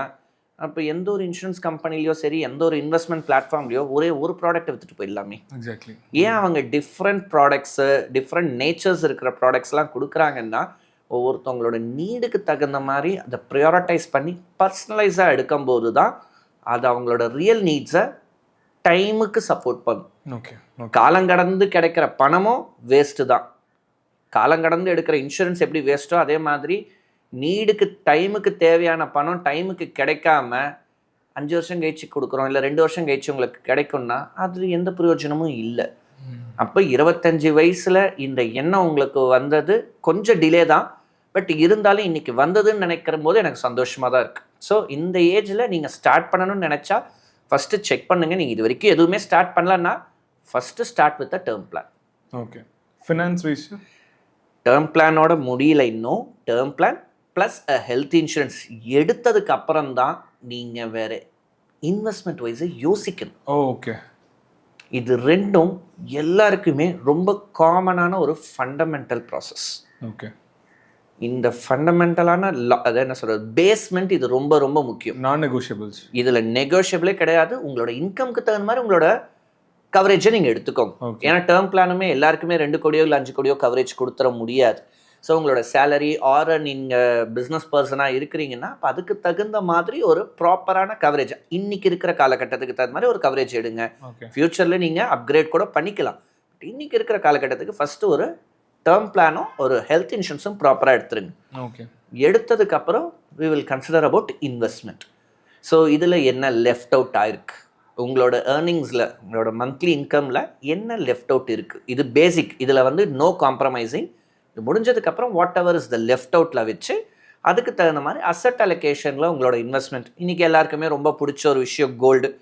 அதுவும் யங்ஸ்டர் ஆப்வியஸாக வந்து வரப்போகிற ஒய்ஃபுக்கு கோல்டில் ஜுவல் கொடுக்கணுன்றதெல்லாம் இன்றைக்கி நிறைய பேருக்கு இருக்கிற ஆசை. அடுத்தது ட்ரீம் வெட்டிங், டெஸ்டினேஷன் வெட்டிங், இந்த மாதிரி நிறைய பேர்கள் இப்போ நம்ம ஃபேன்சியாக யூஸ் பண்ண ஆரம்பிச்சிடறோம். எல்லாமே செலவுக்கு ஒரு வழி தான். பட் இருந்தாலும் ஒரு தடவை தானே சார், ஒரு டிஃப்ரெண்ட் பேர், அவ்வளோதான். எண்ட் ஆஃப் த டே எல்லாருமே பிஸ்னஸ் பண்ணி ஆகணும்ல. ஸோ அதனால் அவங்கவுங்க ஒரு புதுசாக இந்த ஃபோட்டோகிராஃபி இண்டஸ்ட்ரியில் ஒவ்வொரு விஷயமும் புதுசாக எடுத்துகிட்டு வராங்க. And see life is full of memories. So அதனால் நான் எதையுமே அவாய்ட் பண்ணுங்கன்னு சொல்லலை, பட் ரீதிங்க் இட். உங்களோட இன்கம் பொட்டென்ஷியலுக்கு இது தேவைதானா? ஓகே, உங்களோட இன்கம் பொட்டென்ஷியலுக்கு இது தேவையா, இல்லை இதை இன்னும் கொஞ்சம் கம்மி பண்ணிக்க முடியுமா? பட் என்றைக்குமே சொல்கிற ஒரே விஷயம், கடன் வாங்கி நீங்கள் ஆடம்பரமாக இருக்கிற மாதிரி மட்டும் காமிச்சிக்காதீங்க. ஓகே, இது எல்லாருமே புரிஞ்சிக்க வேண்டிய ஒரு வார்த்தை. கடன் வாங்கி நீங்கள் ஆடம்பரமாக இருக்கன்றதை காமிக்கும் போது அன்னைக்கு ஒரு நாள் தான் நீங்கள் சந்தோஷப்படுவீங்க, ஆனால் லைஃப் ஃபுல்லாக நீங்கள் இதுக்காக ரொம்பவே கஷ்டப்படுவீங்க. ஸோ கடன் வாங்குறதுக்கு முன்னாடி ஒரு தடவை இல்லை, பலாயிரம் தடவை யோசிங்க. அப்போ உங்களோட இன்கம் என்னவோ அதுக்கு தகுந்த மாதிரி ஒவ்வொருத்தவங்களுக்கும் செப்பரேட் போர்ட்ஃபோலியோ கிளாசிஃபிகேஷன் எடுத்து பண்ணும்போது அவங்களோட ஃப்யூச்சரிஸ்டிக் லைஃப் ரொம்ப ஆர்கனைஸ்டாக இருக்கும். ஆர்கனைஸ்டு லைஃபாக இருந்தாவே போதும், கண்டிப்பாக ரிட்டையர்மெண்ட்டு ரொம்ப பீஸ்ஃபுல்லான லைஃபாக இருக்கும். அண்ட் மோர் ஓவர், இது நீங்கள் கேட்குறதுல நான் இன்னொரு விஷயமும் உங்களுக்கு ஷேர் பண்ணணும்னு நினைக்கிறேன். இன்றைக்கி நீங்கள் பேச்சுலர், பட் நீங்கள் எப்படி உங்களோட ஃபேமிலி லைஃப்பை ஆர்கனைஸ்டாக வச்சுக்கிறீங்களோ அதை பொறுத்து தான் அடுத்து உங்களோட ஜென்ரேஷன். எப்பயுமே சொல்கிறது தானே, அப்பா தான் நிறைய பசங்களுக்கு ஹீரோ. அப்போ ஹீரோ எப்படியோ அப்படி தானே அடுத்த ஜென்ரேஷன் வருவாங்க. ஸோ நீங்கள் கரெக்டாக இருந்தால், நீங்கள் மட்டும் மாறலை, நெக்ஸ்ட் ஜென்ரேஷனே அந்த விஷயத்தை ஃபாலோ பண்ண போகிறாங்க. So will have a healthy and wealthy ஜென்ரேஷனாக தான் நான் பார்க்குறேன். Okay, ton sir. சார் இப்போ வந்து பார்த்தீங்கன்னா ஒரு டக்குன்னு ஒரு ராபிட் ஃபயர் செஷன் மாதிரி ஒன்று பண்ணலாம் சார், தாராளமாக உங்கள் நீஷ் பொறுத்து. சரிங்களா? ஓகே. இப்போ ஃபர்ஸ்ட் வந்து பார்த்தீங்கன்னா கிரெடிட் கார்டு யூசேஜ் இருக்கு இல்லைங்களா, அது வந்து நிறைய பேர் தப்பாக யூஸ் பண்ணுறாங்க, லைக் காமனாக பார்த்தாலே. ஸோ அது எப்படி சரியாக யூஸ் பண்ணணும் சார்? கிரெடிட் கார்டு மாதிரி ஒரு பெஸ்ட் ஃப்ரெண்டு கிடையவே கிடையாது. ஏன்னா நான் அதிகமாக கிரெடிட் கார்டு தான் யூஸ் பண்ணுவேன். நான் என்ன யூசேஜ் பண்ணுறேன்னு பார்த்தீங்கன்னா, மேஜராக வந்து இப்போ இந்த ஆன்லைனில் வாங்குகிற ப்ராடக்ட்ஸ்லாம் பார்த்தீங்கன்னா நீங்கள் கேஷ் ஆன் டெலிவரியில் கூட அந்த பெனிஃபிட்ஸ் எல்லாம் வாங்க முடியாது. ஆனால் கிரெடிட் கார்டில் வாங்கினா நிறைய ஆஃபர்ஸ் எடுக்க முடியும். அதுக்கு இன்னொரு எக்ஸாம்பிள் தான் இப்போ வரப்போகிற தீபாவளி ஆஃபர்ஸில் பார்த்தீங்கன்னா நிறைய எலக்ட்ரானிக் ஐட்டம்ஸ்லேருந்து எல்லாமே நம்மளுக்கு தேவையானது. நான் என்னோட ப்ராக்டிஸ் என்னன்னு பார்த்தீங்கன்னா, எனக்கு என்ன தேவைன்றதை நான் லிஸ்ட்டு போட்டு வச்சுருவேன். தீபாவளி டைம் வரப்போகுதுன்னா ஓகே, அந்த நியர்பை டைமில் என்னென்னலாம் எனக்கு தேவைப்படுன்றது நான் லிஸ்ட்டு போட்டு மெயின்டைன் பண்ணுவேன். ஸோ அந்த தீபாவளி டைமில் அது கிரெடிட் கார்டில் வாங்கும்போது எனக்கு ஆஃபர்ஸ் கிடைக்கும். ஸோ நாட் ஓன்லி தட், நான் ட்ராவல் பண்ணுவேன். ஸோ ட்ராவல் பண்ணும்போது ஏர்லைன் டிக்கெட்ஸ் அதில் புக் பண்ணும்போது எனக்கு அதுலேயும் டிஸ்கவுண்ட்ஸ் கிடைக்கும். தேர்டு, ஏர்போர்ட் லான்ச் யூஸ் பண்ணுறதுக்கு. ஸோ இந்த மாதிரி நிறைய அட்வான்டேஜஸ் இருக்குது. இதெல்லாம் விட ஒரு பெரிய அட்வான்டேஜ் என்னென்னா, வருஷம் ஃபுல்லாக நான் யூஸ் பண்ணுற கிரெடிட் கார்டோட ரிவார்ட் பாயிண்ட்ஸு லாஸ்ட்டாக அந்த இயரோட எண்டில் ரஃப்லி அரௌண்ட் 80,000 to 90,000 பாயிண்ட்ஸ் இருக்கும். ஸோ அதுக்கும் நான் கிஃப்ட்ஸாக, எனக்கு தேவையான கிஃப்ட்ஸாக, மீன்ஸ் ஒரு ப்ரெசென்ட் பண்ணணும் என்னோட கிளைண்ட்ஸோடதோ இல்லை ஃப்ரெண்ட்ஸ்க்கு ஏதோ நான் ப்ரெசென்ட் பண்ணணும்னு நினச்சாலும் நான் ரிவார்ட் பாயிண்ட்ஸ்லேயே அந்த கிஃப்ட்ஸை ரிடீம் பண்ணிவிடுவேன். ஸோ மந்த்லி கேலண்டரில் கரெக்டாக கிரெடிட் கார்டோட பேமெண்ட் டேட்டுக்கு ஒரு வாரம் முன்னாடியே நீங்கள் பே பண்ணி ஹேண்டில் பண்ணிங்கன்னா கிரெடிட் கார்டு மாதிரி ஒரு பெஸ்ட் ஃப்ரெண்ட் எதுவுமே கிடையாது. என்னோட ஆஃபீஸ்லேயே நான் என்னோட கிரெடிட் கார்டுக்கு நான் கேலண்டர் மெயின்டைன் பண்ணிட்டு தான் இருக்கிறேன் இத்தனை வருஷமாக. And moreover for your kind information, நான் ஏற்கனவே கிரெடிட் கார்டு டிவிஷனில் ஒர்க் பண்ணன்றதுனாலே என்னன்னு தெரில, I am doing this in an organised way. என்னோட கிளைண்ட்ஸ்க்கு அப்படி தான் நான் ரெக்கமெண்ட் பண்ணுறேன். Great sir. சார் இப்போ what is the best age to finish home loan sir? சூப்பரான கேள்வி, எல்லாருக்குமே இருக்கிற கேள்வி. நானுமே அதிகமாக ரெக்கமெண்ட் பண்ணுற விஷயமும் இதுதான். ரொம்ப காலத்துக்கு வீடு எந்து தான், ஆனால் டாக்குமெண்ட்டு பேங்க்கில் இருக்குன்றதை விட வீடு எந்து தான், டாக்குமெண்ட்டு என்கிட்ட தான் இருக்குன்னு சொல்கிறது வந்து ஒரு பெரிய சந்தோஷம். ஸோ எல்லாருமே எதிர்பார்க்குற ஒரு விஷயம், இது ஒரு எமோஷ்னல் ப்ராடக்ட்டும் கூட. எஸ், நீங்கள் ஹோம் லோனை முடிஞ்ச வரைக்கும் உங்களோட 45 வயசுக்குள்ளார முடிக்கிறது பெஸ்ட்டு ரெக்கமெண்டட். ஏன்னா அடுத்தது உங்களோட கிட்ஸோட எஜுகேஷனுக்கெலாம் நீங்கள் ஸ்பெண்ட் பண்ண வேண்டியதாக இருக்கும். ஸோ அப்போ இஎம்ஐயும் வச்சுக்கிட்டு கிட்ஸோட எஜுகேஷனையும் வச்சுக்கிட்டு அவங்களோட ட்ரீம், இன்றைக்கி நிறைய பேர் அவங்களோட பசங்களை வந்து அப்ராட் வேறு அனுப்பணும்னு நினைக்கிறாங்க எஜுகேஷனுக்காக. ஸோ இந்த கமிட்மெண்ட்லாம் வரத்துக்கு முன்னாடி இந்த கமிட்மெண்ட்டை நீங்கள் முடிச்சிட்டிங்க, இந்த லோன் லயபிலிட்டியை முடிச்சிட்டிங்கன்னா you can have peace of mind. இந்த ஹோம் லோன் இஎம்ஐயை முடிக்கிறதுக்கு நிறைய ஈஸியான வழிகள் இருக்குது. பட் அது டிபெண்ட்ஸ், பர்சனலைஸ்டாக 1-to-1 செஷனில் தான் நம்ம வந்து அது கொஞ்சம் கிளியராக எக்ஸ்பிளைன் பண்ண முடியும். ஓகே. பட் ஹோம் லோனை 45 வயசுக்குள்ளார முடிச்சிட்டிங்கன்னா அடுத்த கோல் நீங்கள் தைரியமாக எடுக்க முடியும், நீங்கள் யோசிக்கவும் முடியும். ஓகே சார், இப்போது பாசிவ் இன்கம் சொல்லி நிறைய பேர் நிறைய விஷயம் சொல்கிறாங்க. பாசிவ் இன்கம்னா ஆக்சுவலாக என்ன சார்? எஸ், நல்ல கேள்வி தான். பாசிவ் இன்கம் எல்லாருக்குமே தேவையான ஒரு விஷயம். இதோட இம்பார்ட்டன்ஸ் எப்போ எல்லாருக்கும் புரிய ஆரம்பிச்சதுன்னா கோவிட் டைமில் புரிய ஆரம்பிச்சது. ஏன் பாசிவ் இன்கம் இம்பார்ட்டன்ஸ்னு முதல்ல நீங்கள் தெரிஞ்சுக்கோங்க. பாசிவ் இன்கம் எங்கெல்லாம் யூஸ் ஆகும்னா, நீங்கள் ஒரு பிஸ்னஸ் பண்ணிகிட்ருக்கீங்க ஆர் எம்ப்ளாய்மெண்ட்டில் இருக்கீங்க, நான் ஃப்யூச்சரில் ஒரு பிஸ்னஸ் ஸ்டார்ட் பண்ண, இன்றைக்கி எல்லாருமே என்டர்ப்ரனர் ஆகணுன்றது ஒரு ட்ரீமாக இருக்குது. அப்போது இதுக்கு ஃபஸ்ட்டு எங்கே ஸ்டாப்பேஜ் வரும்னா, ஃபேமிலிக்கான ஃபினான்ஷியல் சப்போர்ட் நீங்கள் கொடுத்தா தான் உங்களால் நீங்கள் இண்டிவிஜுவலிட்டியாக ஒரு பிஸ்னஸை பற்றி யோசிக்க முடியும். இன்றைக்கி நிறைய பேர் சேலரியில் போய் ஹெல்டப் ஆகிறதோ இல்லை அதிலே போய் ஸ்டக்கப் ஆகிறதுக்கு காரணம் என்ன? நம்மளால் இதுக்கப்புறம் ரிஸ்க் எடுக்கணும்னா அது வரைக்கும் அந்த ஃபேமிலிக்கு நம்ம ஸ்பெண்ட் பண்ண வேண்டிய கமிட்மெண்ட்டை யார் பண்ண போகிறா? அந்த ஃபினான்ஷியல் சப்போர்ட் யார் கொடுக்க போகிறான்ட்டு. அப்போ இந்த பாசிவ் இன்கமெல்லாம் ஸ்ட்ரீம்லைன் பண்ணி நீங்கள் ரெகுலரைஸ் பண்ணிட்டீங்கன்னா எந்த பிரச்சனையும் இல்லை. நீங்கள் தைரியமாக புது புது ரிஸ்க் எடுக்கலாம். அதாவது ரிஸ்க் எடுக்க வேண்டிய வயசில் தானே ரிஸ்க் எடுக்க முடியும். ஸோ அந்த யங் ஏஜ்லேயே நீங்கள் அந்த ரிஸ்க் எடுக்க முடியும். ஏன்னா உங்களோட பாசிவ் இன்கம் உங்களோட ஃபேமிலியோட நீட்ஸை சப்போர்ட் பண்ணிடும். ஃபேமிலியோட நீட்ஸை சப்போர்ட் பண்ணிட்டாவே ஹெட்டேக் இல்லாமல் நீங்கள் கொஞ்சம் கூலாக உங்களோட புது பிஸ்னஸ் ஸ்டார்ட் அப் ஐடியாஸை பற்றி நீங்கள் யோசிக்க முடியும். ஓகே, நிறைய லோன்ஸும் கொடுக்குறாங்க ஸ்டார்ட் அப்ஸ்க்கு. பட் நீங்கள் என்ன தான் லோன் வாங்குறதுக்கு முன்னாடியும் கொஞ்சம் ஃபேமிலிக்கு கரெக்டான ஒரு ஃபினான்ஷியல் நீட்ஸை ஃபுல்ஃபில் பண்ணால் தானே நீங்கள் இதை பற்றி யோசிக்க முடியும். எக்ஸாக்ட்லி. ஸோ அதனால் பாசிவ் இன்கம் எல்லாருக்குமே தேவையான விஷயம். இட்ஸ் நாட் ஸ்டார்ட் அப்புக்கு மட்டும் இல்லை, ரிட்டையர்மெண்ட்டை நோக்கி போகிறவங்களா இருக்கட்டும், இல்லை கேரியர் ஸ்டார்டிங் இருக்கிறவங்களுக்கு கூட ஒரு பாசிவ் இன்கம்ன்றது டெஃபினட்டாக நீடட். ஆக்டிவ் மணி எப்படி இருக்கோ அதே மாதிரி பாசிவ் மணியும் இருந்தே ஆகணும். நீங்கள் சம்பாதிக்கிறீங்க, இன் ரிட்டர்ன் உங்கள் பணம் உங்களுக்காக என்ன சம்பாதிக்குதுன்றது தான் இந்த பாசிவ் மணியோட ஐடென்டிஃபிகேஷனாக இருக்கும். சார், இப்போ ஒரு பிஸ்னஸ் பர்சன் ஒரு சேலரிட் பர்சன் இல்லாமல் இர்ரெஸ்பெக்டிவ் ஆஃப் திஸ் எப்படி ஒரு பாசிவ் இன்கம் கிரியேட் பண்ணலாம்? எஸ், இப்போ இது பொறுத்த வரைக்கும் அவங்களோட இன்கம் சோர்ஸை கால்குலேட் பண்ணி தான் இதை செக்ரிகேட் பண்ண முடியும். சிலருக்கு என்கிட்ட கார்பஸ் ஆஃப் மணி இருக்குது, நான் இன்றைக்கே இன்வெஸ்ட் பண்ணிடுறேன், நான் எப்படி என் பிஸ்னஸில் இன்வெஸ்ட் பண்ணணும் அந்த மாதிரி என்னோட பாசிவ் இன்கமுக்காக இன்வெஸ்ட் பண்ணுறேன்னு சொல்லிட்டு செக்மெண்டடாக மீன்ஸ் லைக் அதுக்குன்னு ஒரு பார்ட்டிஷன் ஆஃப் அமௌண்ட்டை ஸ்ப்ளிட் பண்ணி இன்வெஸ்ட் பண்ணுறவங்களும் இருக்கிறாங்க.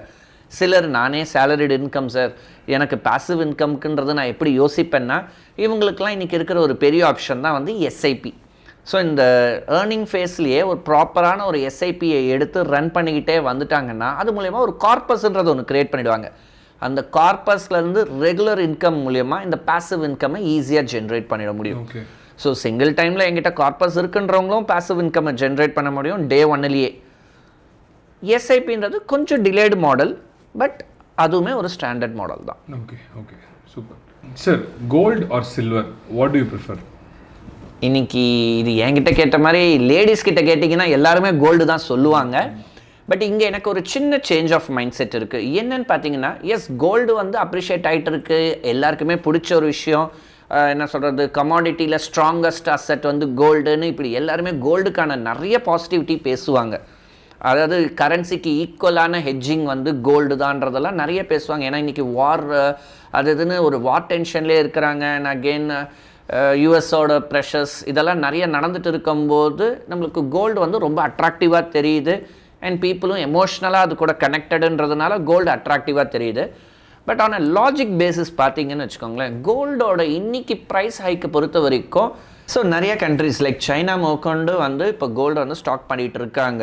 ஏன்னா இன்றைக்கி வார் டென்ஷன்ஸ்னால வேறு எதுலையும் இன்வெஸ்ட் பண்ணாமல் கோல்டு இஸ் அ காமன் கமாடிட்டின்றதுனால அதில் இன்வெஸ்ட் பண்ணிட்டு இருக்காங்க. ஸோ அதனால் நடந்துன்னு இருக்கிற இந்த கோல்டு ஹைப்பு தான் இப்போ போயிட்டுருக்கு. And people are more emotionally connected to gold. இதெல்லாம் ஒரு ரீசன் அதுக்கு.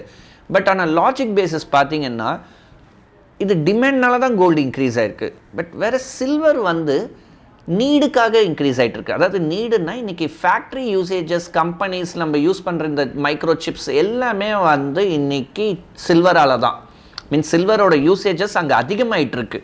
அண்ட் போக போக நம்ம ஏஐ டெக்னாலஜி அது இதுன்னு டெக்னாலஜி பேஸ்டாக போக போக சேட்டிலைட்ஸ் இந்த எல்லா இடத்துலையுமே அதிகமான யூசேஜ் சில்வருக்கு தான். ஸோ இது ஸ்லோ அண்ட் ஸ்டெடியாக இதுவும் சாலிடாக இன்க்ரீஸ் ஆகிட்டுருக்கு. 70 ரூபாலேருந்து 140 ரூபாய் இருக்குது. ஓகே. ஸோ இதுவுமே ஒரு ஸ்ட்ராங் க்ரோத்தில் இருக்குது. பட் என்ன கேட்டால் ஃபண்டமெண்டலாக சில்வர் இஸ் ஸோ ஸ்ட்ராங். ஏன்னா நீட் பேஸ்டில் அது இன்க்ரீஸ் ஆகுது, டிமாண்ட் பேஸில் இல்லாமல் நீட் பேஸில் அது இன்க்ரீஸ் ஆகிட்டுருக்கு ப்ரைஸ். ஸோ என்னோட சாய்ஸ் பார்த்தீங்கன்னா மேக்ஸிமம் ஐ லைக் நான் என்னோட ப்ரிஃபரன்ஸ் சில்வர் தான். ஓகே. Great sir. ஸோ இப்போ இந்த செகண்ட் செக்மெண்ட் என்னன்றது பார்த்தீங்கன்னா உங்கள் ஜேர்னி தான் சார். இப்போ ஃபினான்ஸ் இன்சூரன்ஸ்லாம் விட்டுடலாம் சார். ஓகே. ஸோ இப்போ உங்களுடைய ஜேர்னி பற்றி பேசலாங்க சார். ஓகே. ஸோ ஃபர்ஸ்ட் இப்போ வந்து நீங்கள் ஒரு 18 இயர்ஸ் முன்னாடி எங்களை கூப்பிட்டு போக போகிறீங்க. இது வந்து உங்களை ஃபினான்ஸ் அண்ட் இன்சூரன்ஸ்குள்ளே கூட்டிகிட்டு வந்துச்சு? ஃபினான்ஸ் அண்ட் இன்சூரன்ஸ்குள்ளார கூட்டிகிட்டு வந்ததுக்கு காரணம் மேஜர் ரீசன் பார்த்தீங்கன்னா கிரெடிட் கார்டு தான். ஏன்னா நான் ஏற்கனவே சொன்ன மாதிரி என்னோடய கேரியரை நான் கிரெடிட் கார்டு டிவிஷனில் தான் ஹேண்டில் பண்ணேன். ஸோ கிரெடிட் கார்ட்ஸை நிறைய பேருக்கு ப்ரொமோட் பண்ணுறது என்னோடய ஒர்க்காக இருந்தது. அதே மாதிரி அதை ரீபேமெண்ட் பண்ணுறாங்களா இல்லையான்னு ட்ராக் பண்ணுறதுலேருந்து எல்லாமே என்னோடய ரோல் ஆஃப் ஜாப்ஸாக இருந்தது. ஸோ இதில் நான் புரிஞ்சுக்கிட்ட விஷயம் என்னென்னா, ஒரு சூப்பரான ப்ராடக்ட்டு, ஒரு பெஸ்ட்டு ஃப்ரெண்டு, அதை வந்து அவங்க பீப்புள் வந்து யூட்டிலைஸ் பண்ணுறது வந்து கரெக்டாக இல்லை.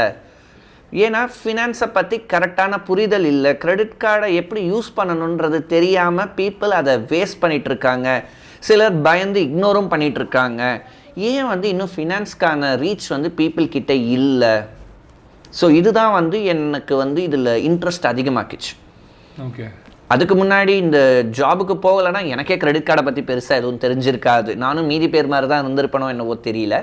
பட் இந்த இண்டஸ்ட்ரிக்குள்ளார போனது மீன்ஸ் கிரெடிட் கார்டு இண்டஸ்ட்ரிக்குள்ளார போகும்போது தான் அதோட ஃபியூச்சர்ஸ் அண்ட் அட்வான்டேஜஸ் அதிகமாக தெரிய ஆரம்பிச்சது. அது பீப்புள் அங்கே எங்கெல்லாம் அதை லேக் ஆகுறாங்க, ஏன் அந்த யூட்டிலைசேஷன் அவங்களுக்கு ப்ராப்பராக இல்லை, ஏன் அவங்கள எஜுகேட் ஆகலையா, இல்லை லத்தாச்சிக்காக எடுத்துக்கிறாங்களா, டேக் இட் ஃபார் கிராண்டட்னு விட்டுடுறாங்களான்றது தெரியலன்ற இடம் தான் வந்து எனக்கு இந்த இண்டஸ்ட்ரிக்குள்ளார ஒரு பெரிய ஆப்பர்ச்சுனிட்டி இருக்குது. So I can reach more people with creating more awareness to the பீப்புள்ன்றது எனக்கு ஒரு சின்ன பல்ப்பு மாதிரி பிளிங்க் ஆச்சுன்னு வச்சுக்கோங்களேன். ஸோ அதுதான் வந்து இந்த இண்டஸ்ட்ரிக்குள்ளார நான் என்ட்ரு ஆகிறதுக்கு ஒரு மேஜர் ரீசன். இது ஒரு ரீசன். இன்னொரு கலெக்டிவ் ரீசன் என்னன்னு பார்த்தீங்கன்னா, எஸ், நான் வந்து as a customer of health insurance தான் நான் இருந்தேன். எனக்கு ஒரு மேஜர் ஆக்சிடென்ட் ஆச்சு. அப்போ மேஜர் ஆக்சிடென்ட் ஆகும்போது that was the era of starting health insurance in India. அதாவது சில கம்பெனிஸ் மட்டும் இருந்தாங்க, ஆப்ரேட் பண்ணிட்டு இருந்தாங்க. அப்போ புது கம்பெனிலாம் வந்த டைம், மீன்ஸ் 18-19 இயர்ஸ் பிஃபோர் வந்து புது கம்பெனிஸ் வந்த டைம்.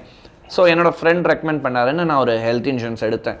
ஸோ அந்த எமர்ஜென்சி டைமில் என்னோடய ஹெல்த் இன்சூரன்ஸ் எனக்கு ரொம்பவே யூஸ்ஃபுல்லாக இருந்தது. ஓகே. அப்போ நான் ஐ திங்க் என்னோடய ப்ரீமியம் 19 இயர்ஸ் பிஃபோர் நான் எடுக்கும்போது என்னோடய ப்ரீமியம் இஸ் ரஃப்லி அரௌண்ட் 1100 rupees தான்.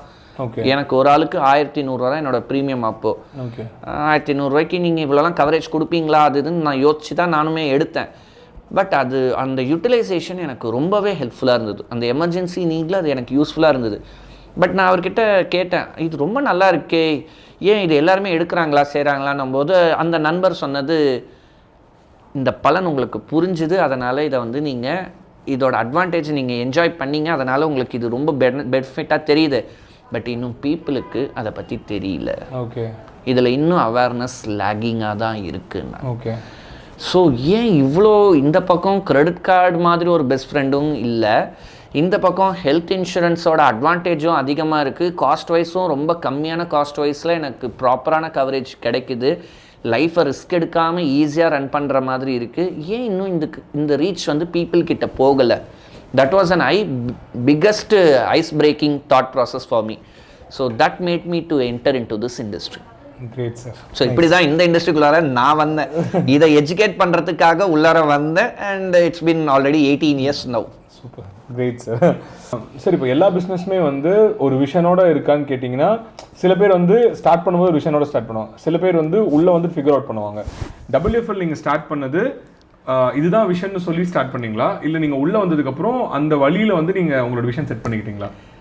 உண்மையாக சொன்ன வழியில் வந்ததுக்கப்புறம் தான் நிறைய விஷயத்தை செட் பண்ணிக்கிட்டேனே. இனிஷியலாக எனக்கு வந்து ஒரு அவேர்னஸ் கிரியேஷனாக தான் இருக்கணும்ன்ட்டு நான் எதிர்பார்த்து இந்த இண்டஸ்ட்ரிக்குள்ளார வந்தேன். நான் எனக்கு கிடைச்ச அட்வான்டேஜஸ் ஆர் எனக்கு கிடைச்ச அந்த பெனிஃபிட்ஸ் எல்லாருக்கும் ரீச் ஆகணும், இன்னும் அவேர்னஸோட பீப்புள் அதை யூட்டிலைஸ் பண்ணணும், ஃப்ரெண்ட்லியாக அதை யூஸ் பண்ணணுன்ற அந்த ஒரு அவேர்னஸ் கிரியேஷனாக தான் நான் இந்த இண்டஸ்ட்ரிக்குள்ளார வந்தேன். பட் வந்ததுக்கப்புறம் எனக்கு நிறைய விஷயங்கள், எனக்கு நிறைய மென்டார்ஸ் இருக்காங்க. I learn from every one. என்னை பொறுத்த வரைக்கும் எல்லாமே ஒவ்வொரு நாளும் எனக்கு நான் படிச்சுக்கிட்டே தான் இருக்கிறேன், கற்றுக்கிட்டே தான் இருக்கிறேன். I never stop learning my self. So என்னோடய ஸ்கில்லை நான் எப்பயுமே வந்து அப்கிரேட் பண்ணிக்கிட்டே இருக்கணும்னு தான் நினைப்பேன். ஸோ ஒவ்வொரு நாள் என்னோடய ஸ்கில்லை நான் அப்கிரேட் பண்ணிக்கிட்டே இருக்கிற விஷயத்த நான் பீப்புளுக்கு அவேர்னஸாகவும் க்ரியேட் பண்ணிக்கிட்டே வந்தேன். ஸோ அப்படியே வந்துக்கிட்டே இருக்கிற இந்த ஒரு ஜர்னியில் தான் எனக்குன்னு நிறைய விஷன்ஸ், என்னோட விஷனை நான் க்ரியேட் பண்ணுறதுக்கு முன்னாடி நான் பீப்புளோட விஷனை பார்க்க ஆரம்பித்தேன். ஓகே. ஸோ என்னோடய கிளைண்ட்ஸோட எக்ஸ்பெக்டேஷன்ஸை பார்க்க ஆரம்பித்தேன்.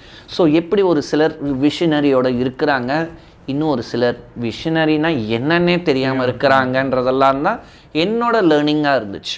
ஓகே. ஸோ இந்த 18 இயர்ஸில் நான் கற்றுக்கிட்ட விஷயங்கள் நிறையா, வெறும் புக்ஸில் மட்டும் கற்றுக்கிட்ட விஷயங்கள் கிடையாது, பை ப்ராக்டிஸில் கற்றுக்கிட்ட விஷயங்கள் நிறையா, என்னோடய மென்டர்ஸ் எனக்கு சொல்லிக் கொடுத்த விஷயங்கள் நிறையா.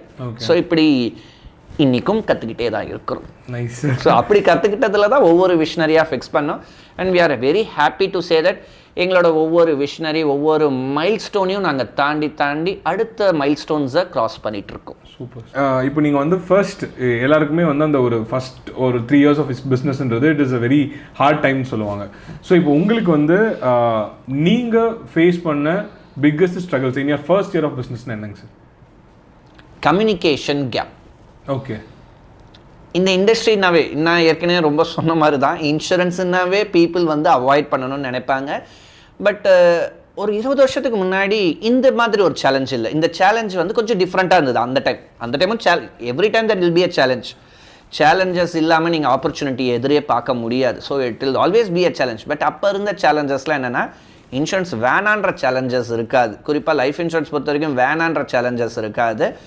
அவங்க கிட்டத்தட்ட ஒரு 20 வருஷம் 30 வருஷம் இல்லை 50 வருஷம் எக்ஸ்பீரியன்ஸ் இருக்கிறவங்க கிட்ட நாங்கள் பண்ணிகிட்ருக்கோம், நீங்கள் இப்போ தான் இண்டஸ்ட்ரிக்குள்ளார வரீங்க, ஸோ எந்த அளவுக்கு நம்பிக்கையாக நீங்கள் இந்த இண்டஸ்ட்ரிக்குள்ளார வித்ஸ்டாண்ட் பண்ணுவீங்க, ஏன்னா அடுத்த ஒரு 15 வருஷம் 20 வருஷம் நான் அவங்க கூட ட்ராவல் பண்ணணும், மீன்ஸ் அவங்க எடுக்கிற அந்த டேர்ம் ஆர் அந்த ரூல்ஸ் அண்ட் ரெகுலேஷன்ஸ் படி அவங்க அந்த டியூரேஷன்ஸ் வரைக்கும் அவங்க கண்டினியூ பண்ணணும் போது அதில் நீங்கள் எவ்வளோ தூரம் எங்கள் கூட ட்ராவல் பண்ணுவீங்கன்ற கேள்விகள் ரொம்ப அதிகமாக இருந்தது.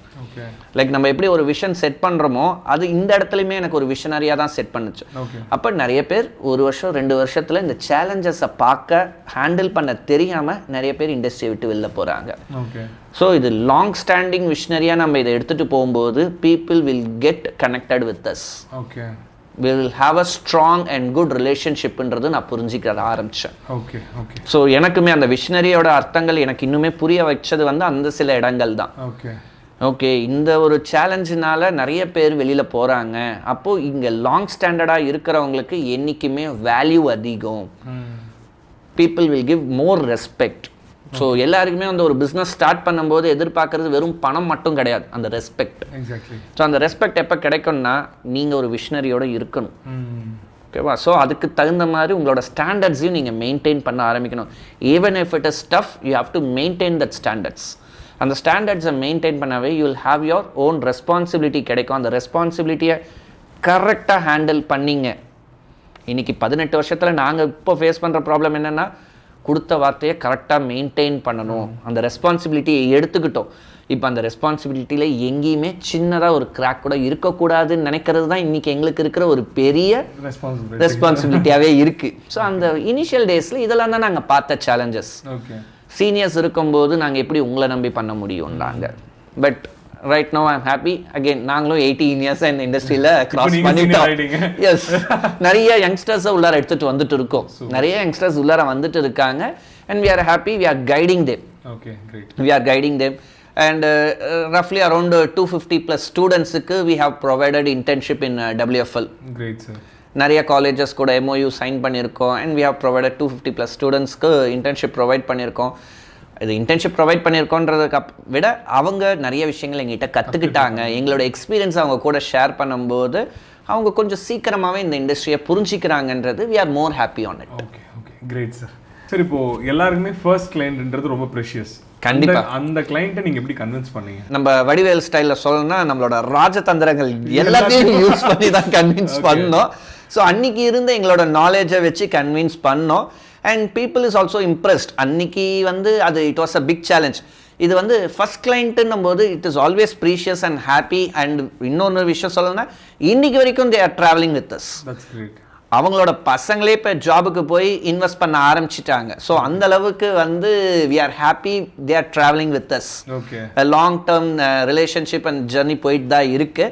பட் நிறைய ராஜதந்திரங்களை யூஸ் பண்ணோம், நிறைய விஷயங்களை அன்னைக்கு கற்றுக்கணும்னு ஆசைப்பட்டோம். சரி, அந்த ஃபஸ்ட்டு கிளைண்ட்டை ஆன்போர்ட் பண்ணுறதுக்குள்ளார நாங்கள் ஃபேஸ் பண்ண சேலஞ்சஸ் நிறையா. ஏன்னா அது எங்களையும் புரிய வச்சுது. ஒரு கஸ்டமர் கேள்விகள் எவ்வளோ கேட்பாங்க. இப்போது நான் எனக்கு ஒரு பர்சனல் இன்வெஸ்ட்மெண்ட் எடுக்கணும்னா நான் யாருக்குமே பதில் சொல்ல தேவையில்லை, ஈஸியாக எடுத்துடலாம் என்னோடய பர்சனல் இன்வெஸ்ட்மெண்ட்டை. பட் நான் இன்னொருத்தவங்களுக்கு ரெஸ்பான்சிபிலிட்டியாக இருக்கணும், அந்த ரெஸ்பான்சிபிலிட்டி நான் எடுத்துக்கணும், கேர் எடுத்துக்கணும்னா நான் நிறைய விஷயங்கள் கற்றுக்கணும். அவங்க கேட்குற கேள்விக்கு எல்லாத்துக்குமே நான் பதில் கொடுக்கணும்னு ஆசைப்படுவேன். I had some team of people, அப்போவே என்னோட சீனியர்ஸ் என் கூட சப்போர்ட் பண்ணாங்க.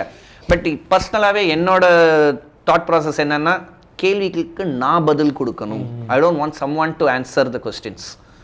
நான் ஆன்சர் பண்ணணும், எனக்கு அதுக்கு தகுந்த மாதிரி சொல்லி கொடுங்கன்னு என்னோட மென்டார்ஸ் கிட்ட வந்து நான் கற்றுக்கிட்டேன். ஸோ ஆன்போர்டிங் வந்து இன்னைக்கு நினச்சாலுமே வந்து அன்றைக்கி வந்து பிஸ்னஸ் கம்மி, பட் அந்த அந்த டிஸ்கஷன் வந்து it was around 2 hours discussion நடந்துச்சு. பயங்கரமான எக்ஸ்பீரியன்ஸாக இருக்கும். கண்டிப்பாக இன்னைக்கு வரைக்கும் என்னால் அது மறக்க முடியாத எக்ஸ்பீரியன்ஸ் தான். Great sir. அதாவது அந்த டிஸ்கஷன் 2 hours முடிச்சதுக்கப்புறம் அந்த கிளைண்ட் வீட்லேயே நாங்கள் லஞ்சை சாப்பிட்டுட்டு தான் நான் வந்தேன். அந்த அளவுக்கு. ஸோ அவங்களுமே இம்ப்ரெஸ்டு, எனக்குமே அந்த 2 hours டைமில் நான் ரொம்ப டயர்ட் ஆகிட்டேன். ஓகே. ஸோ லஞ்சோட தான் அந்த கிளைண்ட் வீட்டிலேருந்து நான் கிளம்புனேனே. வேற லெவல். Super sir. ஸோ நீங்கள் WFL இப்போ க்ரியேட் பண்ணியாச்சு, நம்ம ரன் பண்ணிகிட்டு இருக்கோம். எந்த பாயிண்ட்ல வந்து ரியலைஸ் பண்ணீங்க இது வந்து இதுதான் நம்மளோட பிஸ்னஸ் மாடல், இது பயங்கரமாக ஒர்க் அவுட் ஆகுது அப்படின்னு சொல்லிட்டு? நல்ல கேள்வி தான், ஒரு விஷனரி கேள்வி தான். எனக்கு இங்கே நிறைய ஹாப்பினஸ் கொடுத்த விஷயம் என்ன தெரியுமா? WFLல நான் பிஸ்னஸ் பண்ணுறேன், செய்கிறேன், இந்த வால்யூம் டிரான்சாக்ஷன்ஸ் இதுக்கெல்லாம் நான் பெருசாக இம்பார்ட்டன்ஸ் கொடுத்த ஒரு பர்சன் கிடையாது, எப்பயுமே கிடையாது. இங்கே நான் நிறைய ரிலேஷன்ஷிப் க்ரியேட் பண்ணேன். அண்ட் மோர் ஓவர் என்னோட டீம் பற்றி நான் இங்கே சொல்லணும். இட்ஸ் WFLன்றது நான் ஒருத்தரால் மட்டும் நடந்த ஒரு விஷயம் கிடையாது. இதுக்கு நிறைய பில்லர்ஸ் சப்போர்ட் தேவை. ஸோ என்னோட டீம் மோர் ஓவர் என் ஒய்ஃப் என்டர் ஆனதுக்கப்புறம் என்னோட இந்த பிஸ்னஸ் லைஃப்லையாக இருக்கட்டும், பர்சனல் லைஃப்பில் ஒரு பெரிய டிரான்சிஷன், ரொம்ப பெரிய டிரான்சிஷன் நடந்துச்சு. ஸோ இந்த மாதிரி எல்லா கலெக்டிவ்ஸும் சேர்ந்தது தான் இந்த WFL. It is not one man army, it is a collective of people. குறிப்பாக என்னோட டீம் சப்போர்ட், அவங்க ஹேண்டில் பண்ணுற விஷயங்கள், அவங்க ரெஸ்பான்சிபிலிட்டி எடுத்துக்கிட்ட விஷயம், நான் எப்படி பண்ணுறனோ அப்படியே அவங்க அதை பார்த்து வராங்க. ஸோ ஐம் ஹாப்பி தட் நாங்கள் நிறைய பேர் எங்களை மாதிரி உருவாக்குறோன்றதுல எங்களுக்கு ஒரு பெரிய சந்தோஷம். நம்ம பிஸ்னஸ் பண்ணுறோன்றதை விட நம்ம எத்தனை பேருக்கு ஒரு இன்ஸ்பிரேஷனாக இருக்கிறோம், எத்தனை பேர் நம்மள மாதிரி ஒரு லீடர்ஸாக மாற்றுறோன்றது வந்து எனக்கு ரொம்ப பிடிச்ச விஷயமா மாறிடுச்சு WFLல. Great sir, great. Business start பண்ணுற எல்லாருக்குமே இனிஷியல் ஃபியூ இயர்ஸில் வந்து ஏதாவது ஒரு விஷயம், நமக்கு ஏதாவது ஸ்ட்ரகிள் வரும்போதோ இல்லை ஏதாவது ஒரு கஷ்டம் வரும்போதே சரி இதை குவிட் பண்ணிடலாம் அப்படின்ற ஒரு தாட் இருக்கும். அப்படி உங்களுக்கு ஏதாவது இருந்திருக்கா? அப்படி இருந்துருந்துச்சுன்னா அது எப்படி நீங்கள் ஓவர் கம்? இல்லைன்னு நான் சொல்லவே மாட்டேன். நிறைய தடவை நடந்திருக்குது. இது ரொம்ப ஆஃபனாக நடந்திருக்கு இனிஷியல் ஸ்டேஜஸில்.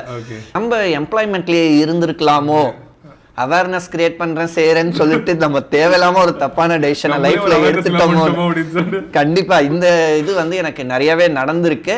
பட் ஒரு சின்ன விஷயம் இதில் என்னன்னா, என்னதான் நெகட்டிவ் தோணினாலும் சரி, எனக்கு அப்போ நான் பேச்சுலர். ஸோ ஃபேமிலி கமிட்மெண்ட்டுன்ற ரிஸ்க் என்கிட்ட இல்லை அப்போ. ஸோ அதனால இந்த மாதிரி ஒரு டவுன் ஷெட் ஆனாலும் என்ன பார்த்துக்கலான்ற அந்த ஒரு மைண்ட் செட்டில் க்ரோ ஆகிட்டோம். மேபி இந்த ஒரு டெசிஷனை நிறைய பேர் ஸ்ட்ரகிள் ஆகிற இடமும் இதுதான். ஃபேமிலி, அதாவது மேரேஜ் ஆனதுக்கப்புறம் ஒரு எம்ப்ளாய்மெண்ட்லேருந்து ஒரு ஓனர்ஷிப் ஆகணும், என்டர்பிரினர் ஆகணும்னு நினைக்கிறது நிறைய பேர் பயப்படுற இடமும் இதுதான். நம்ம தனியாக இருந்தோம், ஓகே, நம்ம என்ன சேலஞ்சஸாக இருந்தாலும் பரவாயில்ல, பிஸ்னஸில் லாஸும் வரும் ப்ராஃபிட்டும் வரும்னு இந்த எல்லா ஸ்ட்ராட்டஜிலாம் நம்ம பேசுறது எப்போன்னா பேச்சுலர் டைமில் ஈஸியாக பேசிடலாம். பட் ஃபேமிலி மேன் ஆகும்போது அந்த மாதிரி பேச முடியாது. ஏன்னா we are committed to a family. நம்மளை நம்பி டிபெண்டன்ஸ் இருக்காங்கன்னும் போது இந்த டெசிஷன் எடுக்க முடியாது. ஸோ மோரோவர் நான் என்னோட ஆர்கனைசேஷனை ஸ்டார்ட் பண்ணும்போது பேச்சுலராக இருந்ததுனால இந்த டயலமோ செஷன்ஸ் எல்லாமே எனக்கு அப்போவே முடிஞ்சிருச்சு. ஓரளவுக்கு ஸ்டாண்டர்டைஸ் ஆகும்போது தான் வந்தனே. அதனால எனக்கு வந்து இது ஒரு பெரிய சேலஞ்சாக தெரியும். Okay, great sir. ஸோ நம்ம முன்னாடி நீங்களும் சொல்லியிருந்தீங்க, நம்ம பேசும்போதும் பேசிகிட்டு இருந்தோம், இப்போ ஃபினான்ஸ் அண்ட் இன்சூரன்ஸ் ரெண்டு எடுத்தாலுமே கொஞ்சம் ஸ்கெப்டிக்கல். ஏன்னா நம்ம மற்றவங்களோட ஃபினான்ஸ் வந்து நம்ம ஹேண்டில் பண்ணுறோம், மணி ஹேண்டில் பண்ணுறோம். அப்படின்றப்ப இந்த இடத்துல நம்ம நீங்கள் எப்படி ட்ரஸ்ட் பில்ட் பண்ணீங்க? ஃபஸ்ட்டு வீட்டில் ட்ரஸ்ட் பில்ட் பண்ணுறது ரொம்ப கஷ்டம், ஓகேவா? ஏன்னா பேரண்ட்ஸை பொறுத்த வரைக்கும் அவங்க பசங்க எப்பயுமே எல்லார் வீட்லேயுமே சொல்கிறது தான், என் பையனுக்கு பொறுப்பே இல்லை, அவன்லாம் என்ன பண்ணுவான்னு எனக்கு தெரியல, நான் எப்படியோ படிக்க வச்சிட்டேன், ஆனால் அவன் எப்படின்னா வருவான்னு தெரியலன்ட்டு அந்த நம்பிக்கைன்றது பேரண்ட்ஸ்கிட்டேயே வந்து இல்லை பசங்க பேரில். அது 20 வருஷத்துக்கு முன்னாடியோ இருந்தாலும் சரி, இப்பயும் ஓரளவுக்கு அப்படிதான் இருக்குன்னு வச்சுப்போமே. ஸோ இந்த இது வந்து என்னடா நம்ம வீட்லேயே வந்து நம்மளை நம்ப மாட்டேன்றாங்க, யோசிக்கிறாங்கன்னும் போது ஒரு முன்பின் தெரியாத ஒரு கிளைண்ட் கிட்ட நம்ம போய் நம்மளுக்கு இருக்கிற நாலேஜை புரிய வச்சு அவங்களோட நீடுக்கு தகுந்த மாதிரி ஒரு சொல்யூஷன் கொடுத்து அவங்க அந்த ஃபஸ்ட் இன்வெஸ்ட்மெண்ட்டை நம்ம கூட ஸ்டார்ட் பண்ணும்போது இது அதிகமான ரெஸ்பான்சிபிலிட்டியை நம்மளுக்கு கொடுத்துருது. ஏன்னா நம்மளுக்கு வீட்டில் கிடைக்காத ஒரு பேர் வந்து ஒரு முன்பின் தெரியாதவர், வெறும் ஒரு 1/2 மணி நேரம் தான் பேசியிருப்போம், நம்ம சொல்கிற விஷயங்கள் அவங்களுக்கு ரொம்ப பொருத்தமாக இருக்குது, சொல்யூஷனாக இருக்குன்னு நம்மளை நம்பி செய்கிறாங்களேன்ட்டு தான் அந்த நம்பிக்கை வந்து அவங்க நம்ம பேரில் வைக்கும்போது இன்னும் நம்ம வந்து ரொம்ப வந்து அக்யூரேட்டாக இருக்கணும், பர்ஃபெக்டாக இருக்கணும்னு நம்ம அங்கேயே நம்ம மாற ஆரம்பிச்சிடுறோம். அங்கேயே நம்ம மாற ஆரம்பிச்சிடுறோம். என்னடா ஏன்னா இது பேரண்ட்ஸையும் வந்து இங்கே தப்பு சொல்ல முடியாது. ஏன்னா அவங்கள பொறுத்த வரைக்கும் என்னதான் வளர்ந்தாலும் சரி, அவங்கள பொறுத்த வரைக்கும் அவங்க இன்னும் குழந்தைங்களா தான் பார்த்துட்டு இருக்காங்க. ஸோ அந்த குழந்தைங்களா பார்க்கும்போது அந்த ரெஸ்பான்சிபிலிட்டிஸ் அவங்களுக்கு இருக்காதுன்னே பேரண்ட்ஸ் நினச்சிட்றாங்க. பட் அது வெளி உலகத்துக்கு வந்து அதுவும் ஒரு கிளைண்ட்டெல்லாம் டைரெக்டாக நம்ம ஹேண்டில் பண்ணுறது B2Bயில் B2C. ஸோ அந்த B2Cயில் ஹேண்டில் பண்ணும்போது ஒவ்வொரு கஸ்டமரோட கேள்விக்கும் பதில் கொடுக்கும்போது அதுக்கு அவங்க ஃபைனலாக கன்வின்ஸ் ஆகும்போது அதுக்கப்புறம் அவங்களோட ஹார்ட் அண்ட் மணி, அதுவும் பணம் வாங்குறது சாதாரண விஷயம் இல்லை, it is very emotional valued thing. அப்படி இருக்கும்போது அதை அவங்க நம்மளை நம்பி கொடுக்கும்போது we feel that we are more responsible for it. அந்த ரெஸ்பான்சிபிலிட்டியே நம்மளை அதிகமாக ஷேப் அப் பண்ணிடும். ரொம்பவே ஷேப் அப் பண்ணுற விஷயம், விஷனரியாக மாற்றுற விஷயமா இருந்தாலும் அதுக்கு மேஜர் காரணம் அதுதான். நம்ம பேரில் ஒருத்தவங்க நம்பிக்கை வச்சுட்டாங்கன்னா அந்த நம்பிக்கையை காப்பாற்றுறது ரொம்ப ரொம்ப கஷ்டமான வேலை. இன்னைக்கு நேற்று பார்க்கணும் 18 வருஷமா பார்த்துட்டோமா. ஸோ அது ரொம்ப கஷ்டமான வேலை தான். But we are practised towards. நாங்கள் அந்த சிஸ்டத்தை கிரியேட் பண்ணிட்டோம். எங்களுக்கு மீன்ஸ் என்னோட டீமாக இருந்தாலும் அதை அப்படியே மெயின்டைன் பண்ணிட்டு இருக்காங்க. ஆன்போர்டிங் பண்ணும்போது ஒரு எம்ப்ளாய்மெண்ட் ஆன்போர்டிங் பண்ணும்போதே இந்த விஷயங்கள்லாம் சொல்லி புரிய வச்சு தான் எடுத்துட்டோம். எங்களோட ஸ்டோரியெல்லாம் புரிய வச்சு ஹவு வி ஸ்டார்டட்ன்றதெல்லாம் புரிய வச்சு தான் அவங்க ஆன்போர்ட் பண்ணும்போது அவங்கள நம்பி அவங்க இப்போ எனக்கு என்ன ஸ்டோரியோ அதே ஸ்டோரி தான் அவங்களுக்கும், அவங்க பேரண்ட்ஸும் அதே மாதிரி தான் சொல்கிறாங்கன்னும் போது அவங்க இங்கே வரும்போது தே ஃபீல் மோர் ப்ரவுட். இந்த பக்கம் 18 வருஷமா இருக்கிற ஒரு ஆர்கனைசேஷன், அந்த பக்கம் முன்பின் தெரியாத கிளைண்ட். ஸோ இந்த பேக்கப் சப்போர்ட்டில் அவங்க போகும்போது they are more convinced, clients are more convinced. Okay.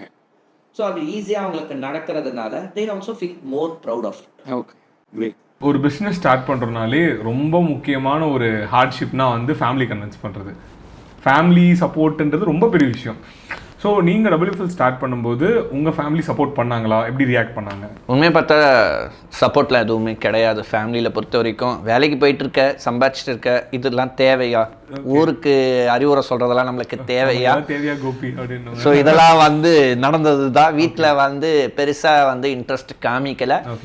பட்டு நான் அந்த கிரெடிட் கார்டில் ஒர்க் பண்ணும்போது நான் கொஞ்சம் பேக்கப்பில் சேவிங்ஸுன்றதை மெயின்டைன் பண்ணேன். ஓகேவா? ஸோ நான் எடுத்தோடனே என்னோடய ஆஃபீஸ் செட்டப்லாம் நான் வைக்கிற அளவுக்கு ஃபினான்ஷியல் சப்போர்ட்ஸ் எனக்கு இல்லை. அண்டு நானுமே அதை பற்றி யோசிக்கலை. Let start. ஏன்னா எப்பயுமே மைண்டில் ஒரு சில விஷயங்கள் இருக்கும், ஸ்டார்ட் பண்ணுவோம், இன்கேஸ் ஒர்க் அவுட் ஆகலன்னா திரும்பி பழைய ஜாபே நம்மளை கூப்பிடுறாங்க, ஸோ திரும்பி அதே ஜாபுக்கே ஒரு சேலரி ஹைக்கோட போய் கண்டினியூ பண்ணிக்கலான்ற ஒரு மைண்ட் செட்டு, அந்த ஒரு பேக்கப் மைண்ட் செட் எப்பயுமே இருக்கும். அந்த எம்ப்ளாய்மெண்ட்லேருந்து வந்தவங்களுக்கு அந்த ஒரு மைண்ட் செட் இருக்கும். ஸோ அந்த மைண்ட் செட்லாம் இருந்துச்சு எனக்குமே. ஏன்னா ஃபேமிலியில் வந்து சப்போர்ட் இல்லைன்னொடனே அந்த மைண்ட் செட் எனக்குமே இருந்துச்சு. ஸோ அந்த மைண்ட் செட்டை, அந்த ஒரு தைரியத்தை வச்சுட்டு தான் நான் ஸ்டார்ட் பண்ணேன். ஸ்டார்ட் பண்ணும்போது சின்னதாக தான் நான் ஸ்டார்ட் பண்ணேன். ஆஃபீஸ் செட்டப்லாம் இல்லை, சாதாரணமாக கேஷுவலாக ஸ்டார்ட் பண்ணேன். லைக் ரோட் ஷோஸ், அது இது ஈவெண்ட்ஸில் இதெல்லாம் பார்ட்டிசிபேட் பண்ணி தான் ஸ்டார்ட் பண்ணேன். அதுக்கு எனக்கு அந்த டைமில் வந்து எனக்கு இருந்த சேவிங்ஸ் மீன்ஸ் நான் ஏர்ன் பண்ணும்போது பேக்கப்பில் பேச்சுலராக இருந்ததுனால பேக்கப்பில் சேவ் பண்ண சில மணியே வந்து எனக்கு அதுக்கு கொஞ்சம் சப்போர்ட்டிவாக இருந்துச்சு. அண்ட் என்னோடய மென்டார்ஸ், இதில் வந்து நான் தேங்க் பண்ணணும்னா என்னோடய மென்டார்ஸ்க்கு நான் அதிகமாகவே தேங்க் பண்ணணும். நிறைய விஷயங்கள் சொல்லி கொடுத்தாங்க, எங்கே செலவு பண்ணக்கூடாதுன்றது நான் அங்கேயே கற்றுக்க ஆரம்பித்தேன். ஓகே, இதெல்லாம் தேவையில்லாத செலவு, நீ பிஸ்னஸே பண்ணாலும் இந்த செலவெல்லாம் உனக்கு தேவையில்லாத செலவு for starting stage. Maybe growing ஸ்டேஜ்லேயோ ஆர் க்ரோன் ஸ்டேஜ்லேயோ இது உங்களுக்கு தேவைப்படும், ஆனால் இப்போ இது தேவைப்படாதுன்னு கொஞ்சம் கண்ட்ரோல் பண்ணி புரிய வச்சாங்க. ஸோ அவங்கள நான் அதிகமாகவே தேங்க் பண்ணணும். இன்றைக்கி வரைக்கும் ஐ ஸ்டில் ரிமெம்பர் தெம். அவங்க சொன்ன வார்த்தைகள் எதையுமே நான் மறக்கவே இல்லை. Still I follow it. So அப்படி சொன்ன சில விஷயங்களை வச்சு அந்த தைரியத்தில் தான் நான் பிஸ்னஸை ஸ்டார்ட் அப் பண்ணேன். ஸ்டார்ட் அப் பண்ணி கொஞ்சம் கொஞ்சமாக டெவலப்மெண்ட் பார்க்கும்போது ஃபேமிலியுமே கொஞ்சம் கம்ஃபர்ட்டாக ஃபீல் பண்ண ஆரம்பித்தாங்க. ஓகே, ஏதோ ஒரு டெசிஷன் எடுத்து பண்ணுறான், பரவாயில்ல, அவன் இம்ப்ரெஸ்டாக அதில் இன்ட்ரெஸ்டடோட தானே பண்ணுறான், ஏதோ ஒரு இடத்துல அவன் இம்ப்ரெஸ் ஆகி அவன் முடிவும் பண்ணிட்டான், இதுக்கப்புறம் சொல்லி புரிய வைக்க முடியாது, சரி பண்ணட்டோன்ற அந்த ஒரு விஷயத்தில் விட்டாங்க. நான் அன்றைக்கி எடுத்த டெசிஷன் கரெக்டுன்னு தான் நான் இப்போ வரைக்கும் ஃபீல் பண்ணுறேன். கரெக்டு தான் சார். ஓகே, நீங்கள் ஒரு பிஸ்னஸ் ஓனராக எடுத்த டஃபஸ்ட் டெசிஷன் என்னங்க சார்? ஆஃபீஸ் ஓப்பன் பண்ணுறது தான். ஓகே. ஆஃபீஸ் ஓப்பன் பண்ணணுன்னும் போது நிறைய டைலமா. நம்ம இப்போ ரிலாக்ஸ்டாக அழகாக கிளைண்ட்டோட அப்பாயின்மெண்ட்ஸு நேரில் போய் நம்ம மீட் பண்ணுறோம், கேஷுவலாக அவங்க கூட டைம் ஸ்பெண்ட் பண்ணுறோம், 1 hour or half an hour time spend பண்ணுறோம். இது என்னோட ஏர்லி ஸ்டேஜில் நான் சொல்கிறேன். ஸோ போய் டைம் ஸ்பெண்ட் பண்ணுறோம், செய்கிறோம். இதே ஆஃபீஸுன்னு ஒன்று போட்டால் ஒரு எம்ப்ளாய்மெண்ட் இருக்கணும், ஏன்னா ஆஃபீஸ் திறந்தே இருக்கணும். நம்ம இருக்கிறோமோ இல்லையோ ஆஃபீஸ் திறந்தே இருக்கணும், எம்ப்ளாய்மெண்ட்டு எக்ஸ்பென்சஸ்ன்றது எனக்கு அன்றைக்கி இருக்கிற காலகட்டத்தில் அது ஒரு பெரிய எக்ஸ்பென்சஸாக இருந்துச்சு. ஏன்னா என்னோடய பிஸ்னஸ் வால்யூம் அப்போ ரொம்ப கம்மி, கிளைண்ட்டோட பேஸுமே ரொம்ப கம்மி. இன்றைக்கி we are with 3000+ customer base. But it is not in one day, it's overnight ப்ராசஸில் நடக்கல, 18 வருஷத்தில் நடந்த விஷயம். ஸோ அப்போ அந்த இனிஷியல் ஸ்டேஜில் ஆஃபீஸ் போடணுன்னும் போது ரொம்பவே நான் ஸ்ட்ரகிளிங்காக இருந்துச்சு. அந்த ஆஃபீஸ்க்கான அட்வான்ஸ் பே பண்ணுறதோ இருக்கட்டும், இதுக்கப்புறம் ரெகுலராக ஒரு எக்ஸ்பென்சஸ் இருக்கும், அது நம்மளால் முடியுமான்றது, இதெல்லாம் தான் என்னோட டெசிஷனில் நான் ரொம்ப யோசித்த விஷயம். ஓகே. அதுக்கப்புறம் ஒன்ஸ் ஆஃபீஸ் ஸ்டார்ட் பண்ண பீப்புள் என்னை பார்த்த விதம் மாறிச்சு.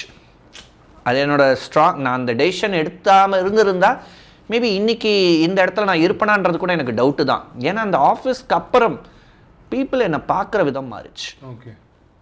நோ, இவர் இது பார்ட் டைமுக்காக பார்க்குற பர்சன் கிடையாது, இது இவரோட இன்ஸ்பிரேஷன் அண்ட் ஆஸ்பிரேஷனாக எடுத்து இதை ஃபுல் டைமாக அவர் பண்ணணும்னு நினைக்கிறாரு, லாங் டேர்ம் ரிலேஷன்ஷிப் மெயின்டைன் பண்ணணும்னு நினைக்கிறாருன்றதை புரிஞ்சிக்க ஆரம்பித்தாங்க. சீரியஸ் பிஸ்னஸ் மேலே கன்சிடர். எஸ், அப்போ தான் என்னை கன்சிடர் பண்ண ஆரம்பித்தாங்க.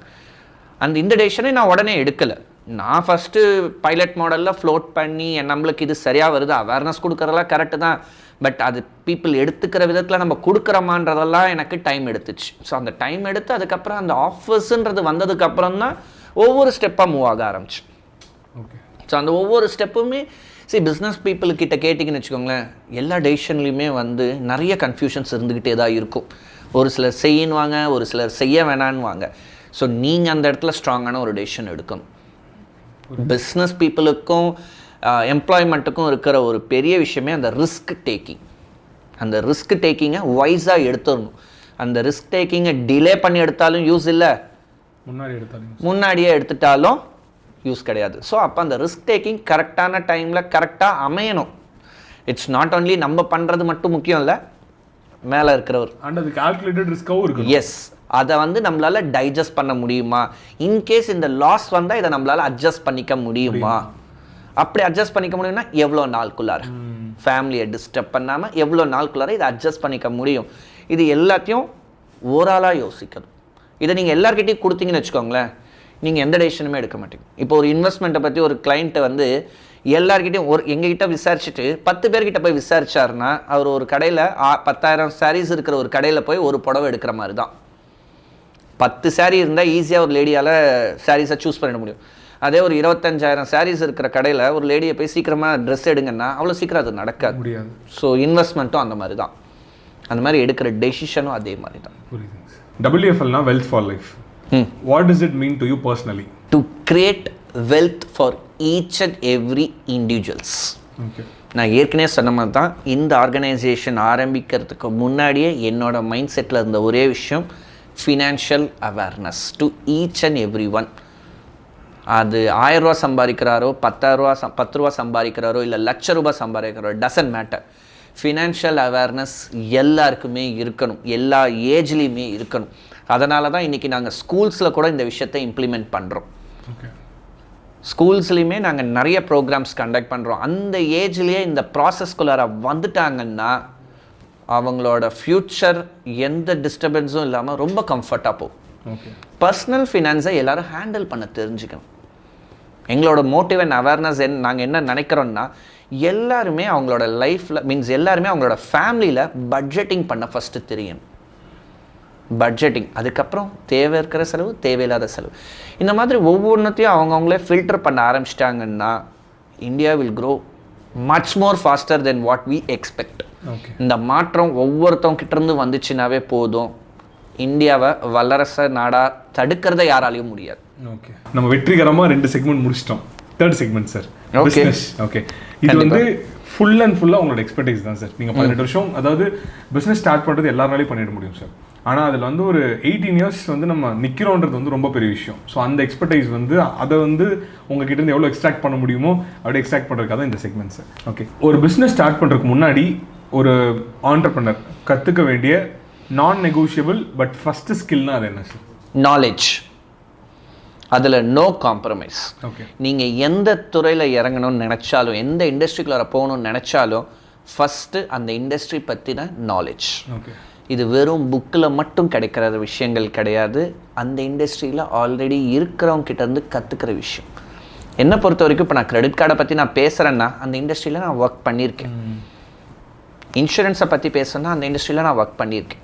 ஸோ அப்போ ஒர்க் பண்ணும்போது நிறைய விஷயங்கள் நம்மளோட மென்டார்ஸ் கிட்டேருந்து கற்றுப்போம். ஓகேவா? அந்த மென்டார்ஸ் கிட்ட அந்த ஒரு விஷயத்தை கற்றுக்கிட்டதுக்கப்புறம் நீங்கள் ஒரு இண்டஸ்ட்ரி ஸ்டார்ட் பண்ணும்போது உங்களால் சக்ஸஸ் ரேட்ஸ் அதிகமாகவே பார்க்க முடியும். ஓகே. என்கிட்ட பணம் இருக்குது, நான் பிஸ்னஸ் ஸ்டார்ட் பண்ணுறேன்னா அதுக்கு நம்ம ஜாக்மா சொன்ன மாதிரி தான் சொல்லணும். பணம் உங்கள்கிட்ட இருந்தாலும் அப்போ நீங்கள் ஆப்வியஸாக என்ன பண்ணணும், அந்த நாலேஜ் இருக்கிற பீப்புளை ஹையர் பண்ணி அவங்கள ஹேண்டில் பண்ணுறதுக்காக உங்களுக்கு தெரிஞ்சிருக்கணும். மேபி அப்படி இருந்தால் ஜாக்மா சொன்னது உங்களுக்கு ஒர்க் அவுட் ஆகலாம். ஓகே. ஓகே. இல்லைன்னா இன்றைக்கி மோஸ்ட் ஆஃப் த டே இன்றைக்கி ஹேண்டில் பண்ணுறது தான் ரொம்ப கஷ்டம். பிஸ்னஸ் பண்ணுறதை விட பீப்புளை ஹேண்டில் பண்ணுறது ரொம்ப கஷ்டம். அதனால் ஃபஸ்ட்டு நீங்கள் எக்ஸ்பீரியன்ஸை கெயின் பண்ணணும், மீன்ஸ் நாலேஜை கெயின் பண்ணி நெக்ஸ்ட்டு அந்த இண்டஸ்ட்ரியில் கொஞ்சம் எக்ஸ்பீரியன்ஸ் எடுத்துக்கிட்டு அதுக்கப்புறம் அந்த பிஸ்னஸில் நீங்கள் என்ட்ரானீங்கன்னா ஸ்ட்ரகிள்ஸ் கொஞ்சம் கம்மியாக இருக்கும். ஓகே. ஓகே. ஸோ இப்போ செகண்ட் கொஸ்டின் என்னென்னு பார்த்தீங்கன்னா, இப்போ பிஸ்னஸ் வந்து எல்லாமே ஸ்டார்ட் பண்ணிடலாம் சார். பட் இப்போ அதை ஸ்கேல் பண்ணுறோன்றப்போ நம்ம இதில் ஃபோக்கஸ் பண்ணோம் சார். அதாவது பீப்புள், ப்ராடக்ட் ஆர் ப்ராசஸ். இதில் பீப்புள் சொல்கிறது டீம் சார். ஓகே. கண்டிப்பாக வந்து ஃபஸ்ட்டு வந்து டீம். ஏன் டீமுன்னா ஃபஸ்ட்டு அவங்க நாலேஜபிளாக இருக்கணும். ஓகேவா? ஸோ அவங்களோட குவாலிஃபிகேஷன் என்ன, அவங்க என்ன மாதிரி ஒரு சூழ்நிலையிலேருந்து வந்திருக்காங்க. வெறும் நாலேஜ் ஆர் வெறும் குவாலிஃபிகேஷன் மட்டுமே டிஃபைன் பண்ணிட முடியாது. அவங்களோட மைண்ட் செட் என்ன. ஓகே. இப்போ ஒரு எக்ஸாம்பிள், ஒரு ஹையர் குவாலிஃபிகேஷன், ஒரு போஸ்ட் கிராஜுவேட் குவாலிஃபிகேஷனை மெட்ரோ சிட்டிஸ்லேயும் பண்ணலாம், நான் மெட்ரோலையும் பண்ணலாம், ரூரல்லையும் பண்ணலாம். ஸோ இதுக்கான எக்ஸ்போஷர் அவங்களுக்கு ஒரே மாதிரி இருக்குமான்னு கேட்டால் கிடையாது. It will get deferred. அப்போ வர்ற பீப்புள் யார், என்ன, அவங்களோட நாலேஜ் லெவல் என்ன, அவங்களோட ஸ்கில் லெவல் என்ன, அவங்களோட எபிலிட்டி லெவல் என்ன, அவங்களோட அண்டர்ஸ்டாண்டிங் லெவல் என்ன, அதை விட எங்களோட இண்டஸ்ட்ரியை கனெக்ட் பண்ணி சொல்லணும்னா கம்யூனிகேஷன் லெவல் என்ன, இதை ஃபஸ்ட்டு அப்சர்வ் பண்ணி அதுக்கு தகுந்த மாதிரி அவங்களுக்கு எஜுகேட் பண்ணணும். அதுக்கப்புறம் அவங்கள ப்ராசஸில் எடுத்துகிட்டு வந்து உட்கார வைக்கணும். இந்த ப்ராசஸில் அவங்கள ஃபிட் பண்ண வைக்கிறதுன்றது ஒரு பெரிய சேலஞ்ச். ஏன்னா ப்ராசஸ்ன்றது ஆல்ரெடி ஒரு சிஸ்டமைஸ்டாக நடந்துட்டு இருக்கிற ஒரு விஷயம். அதுக்கு தகுந்த மாதிரி அவங்கள புரிய வச்சு அவங்கள எஜுகேட் பண்ணி அந்த இடத்துல உட்கார வைக்கணும். ஸோ இந்த ஃபஸ்ட்டு ரெண்டும் நடந்ததுக்கப்புறம்தான் அடுத்தது நீங்கள் எதை ப்ராடக்ட் அங்கே ஒர்க் அவுட் ஆகும். Product comes last. ஏன்னா ப்ராடக்ட் எல்லாருக்கும் ஒரே ப்ராடக்ட் இங்கே கிடையாது. ஒவ்வொரு இண்டஸ்ட்ரியிலையும் ஒவ்வொரு ப்ராடக்ட் மாறிட்டே இருக்கும். ஸோ ஒவ்வொரு இண்டஸ்ட்ரியிலையும் ஒரு ப்ராடக்ட்ஸில் நிறைய கிளாஸிஃபிகேஷன்ஸ் வச்சுருப்பாங்க. ஸோ இந்த பீப்புளை நாலேஜபிளாக என்ரிச் பண்ணி அதுக்கப்புறம் அந்த சிஸ்டம் ப்ராசஸில் உட்கார வச்சதுக்கப்புறம் தான் finally comes with product. So third question, நீங்கள் எந்த ஒரு பிஸ்னஸ் லெசனை கஷ்டப்பட்டு கற்றுக்கிட்டீங்க? ஃபினான்ஸ் தான். ஓகே. ஓகே. ஏன்னா ஃபினான்ஸ் வந்து காமனாக பார்க்கும்போது இது கொஞ்சம் ஈஸி தானே, நிறைய பேர் பேசுகிறாங்க, இதெல்லாம் பார்த்தாவே புரிஞ்சிக்கலாம் செய்யலான்ற மாதிரி தோணும். பட் இங்கே ஒவ்வொருத்தவங்களோட எமோஷ்னல் கனெக்டையும் அதில் ஃபிக்ஸ் பண்ணி பார்க்கும்போது it gets deferred. Okay. So எல்லாருக்குமே ஒரே மாதிரியான விஷயங்களை ரெக்கமெண்ட் பண்ண முடியாது, ஒரே மாதிரி ரிட்டர்னை கொடுக்க முடியாது. ஏன்னா எதிர்பார்க்கும்போது ஆர் இன்வெஸ்ட் பண்ணும்போது, இப்போ என்னோட இண்டஸ்ட்ரி ஒரு எக்ஸாம்பிளுக்கு நான் சொல்கிறேன், என்னோட இண்டஸ்ட்ரி பொறுத்த வரைக்கும் இன்வெஸ்ட் பண்ணும்போது நான் டியூரேஷன் இவ்வளோ தருவேன்னு வாங்க. பட் நம்ம புரிஞ்சிக்கணும் அவங்களோட எமோஷ்னலாக அவங்க என்ன யோசிக்கிறாங்கன்றதையும் நம்ம புரிஞ்சுக்கணும். அதாவது சைக்காலஜிக்கலாகவும் அவங்கள நம்ம எவாலுவேட் பண்ண தெரிஞ்சுக்கணும். வெறும் பிஸ்னஸ்ன்றது it is not about selling or marketing, it's about the psychological process. So அந்த சைக்காலஜிக்கல் ப்ராசஸில் அவங்க இந்த வார்த்தையை யூஸ் பண்ணாலும் அவங்களுக்கு இதுக்கு முன்னாடி ஏதாவது பிட்டர் எக்ஸ்பீரியன்ஸ் இருக்கா, இல்லை அவங்க வேறு யாராவதோட பிட்டர் எக்ஸ்பீரியன்ஸ் ஆர் பெஸ்ட் எக்ஸ்பீரியன்ஸோட வந்திருக்காங்களா, இதெல்லாம் சைக்காலஜிக்கலாகவும் நம்ம தெரிஞ்சுக்கிட்டு தான் நம்ம அதை ஹேண்டில் பண்ணணும். ஸோ அப்போ இங்கே லெசன்ன்றதை பொறுத்த வரைக்கும் இங்கே நான் சொல்லணும்னா ஃபினான்ஸை நான் எங்கே மீன் பண்ண வந்தேன்னா அந்த சைக்காலஜிக்கல் ப்ராசஸில் மீன் பண்ண வரேன். ஓகே. ஸோ நீங்கள் எந்த பிஸ்னஸ் பண்ணணும்னு நினச்சாலும் அந்த பீப்புளுக்கு அது சைக்காலஜிக்கலாக அது மேட்ச் ஆகுமா? ஓகே. இந்த நீடு இப்போது லெட்ஸ் டேக் அன் எக்ஸாம்பிள். டாட்டாவோட ஒரு விஷயம் நடந்தது. இப்போது டாட்டா வந்து எல்லாருக்குமே தெரியும் பெரிய பிராண்டுன்ட்டு. ஓகேவா? பட் அவங்களோட ஒரு ஸ்மால் பட்ஜெட் கார் லான்ச் பண்ணாங்க, நானோன்னு சொல்லிட்டு. அது பட்ஜெட் கார்னு சொல்லியிருந்தா it would have reached still more to more people. But cheapest car இப்படின்னு சொல்லி அதை லான்ச் பண்ணாங்க.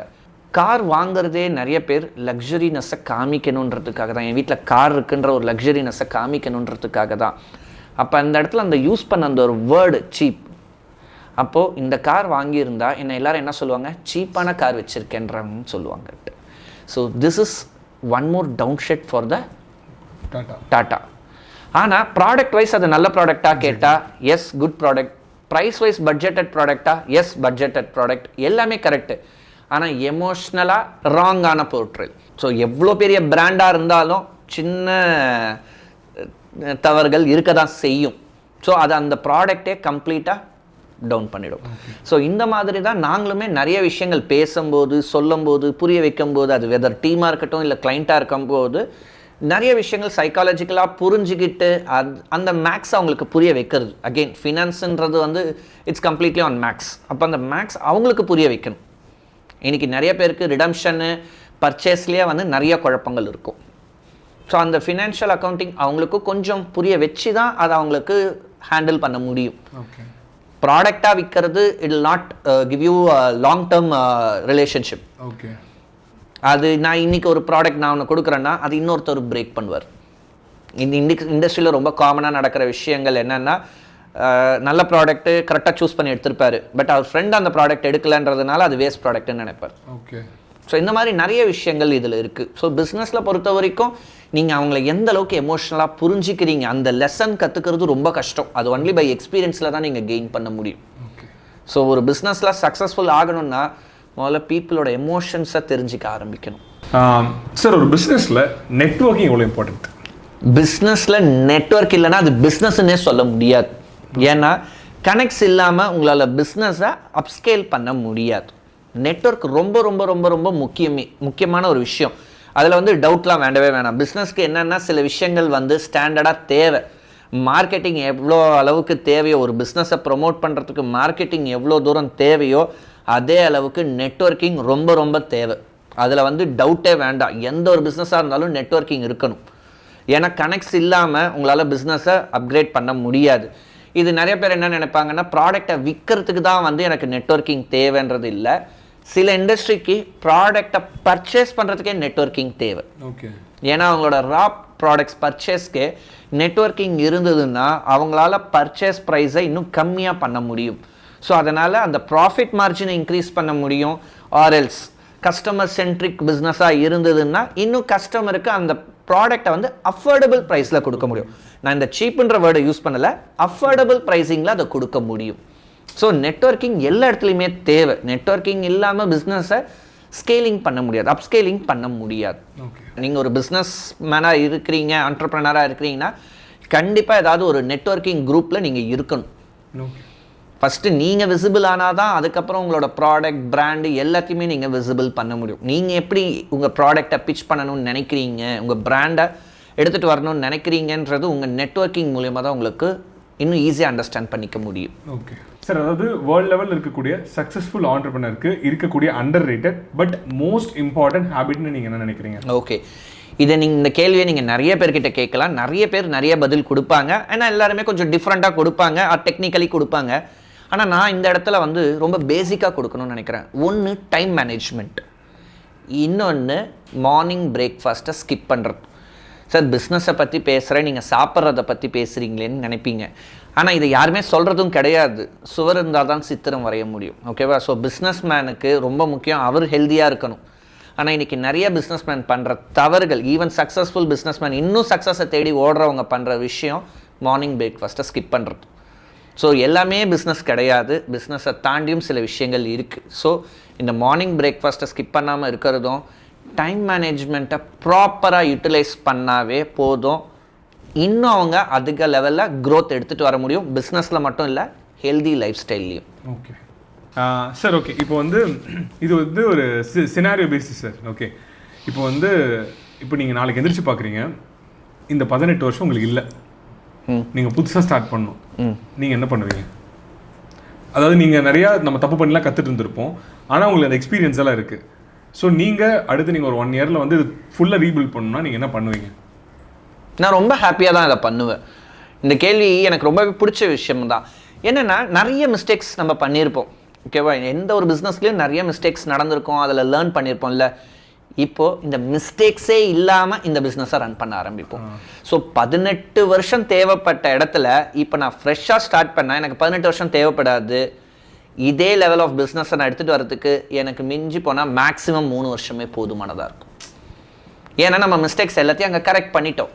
ஸோ கரெக்ட் பண்ணாத மட்டும்தான் நம்ம இங்கே ஃபேர் காப்பியாக யூஸ் பண்ண போகிறோம். லைக் பென்சிலில் எழுதிட்டு அடிச்சுட்டு இப்போ எழுதும்போது இன்னும் பர்ஃபெக்டாக எழுதுவோம். பேனால் அதை பண்ண முடியாது, ஆனால் பென்சிலில் அதை பண்ண முடியும்.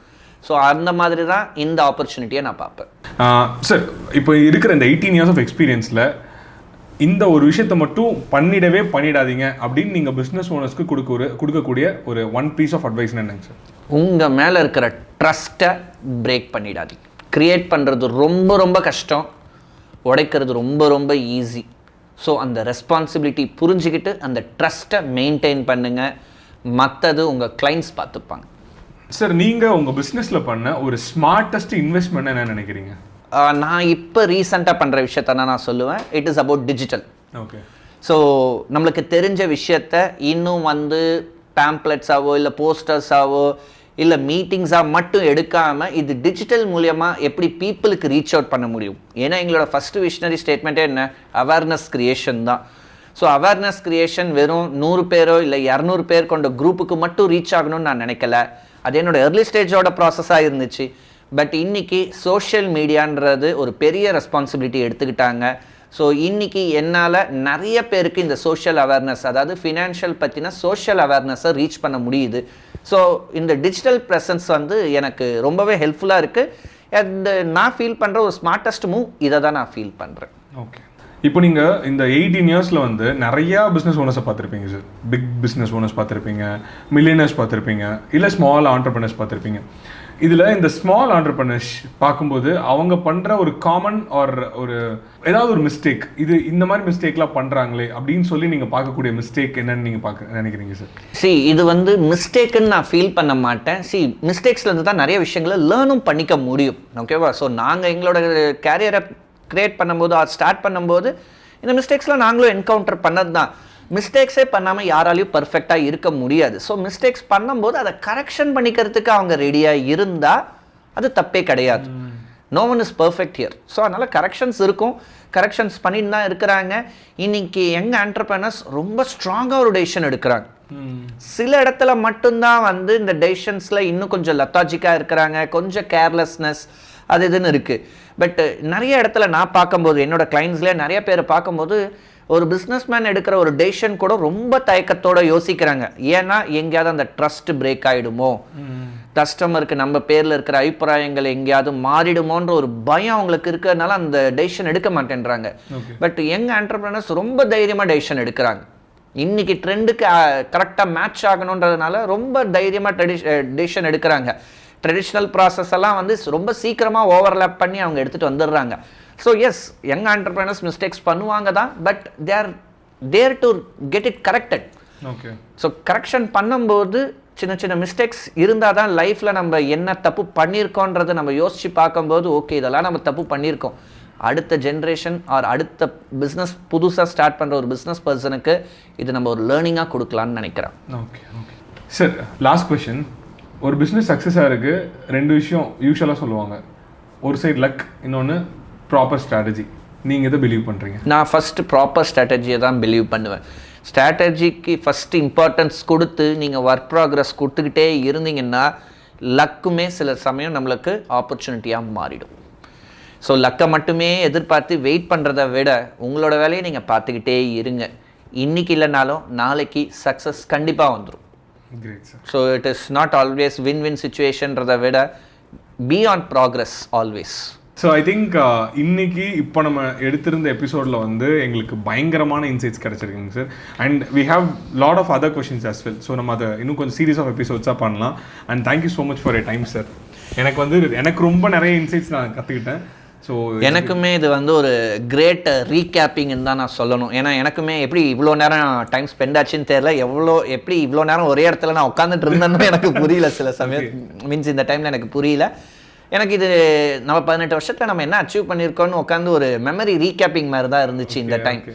So thanks for that. ஏன்னா என்னதான் நம்ம ஒவ்வொரு லைஃப் ஸ்டைலில் ஒவ்வொரு ஸ்டேஜ்லேயும் ஒவ்வொரு அடுத்தடுத்த விஷயங்கள் பண்ணிட்டு வந்தாலும் அது திரும்பி நினச்சி பார்க்கும்போது ஓகே வி ஆர் ஹாப்பி, நம்ம இந்த அளவுக்கு வந்திருக்கோன்றது ஒரு ஹாப்பினஸை கிரியேட் பண்ணோம்.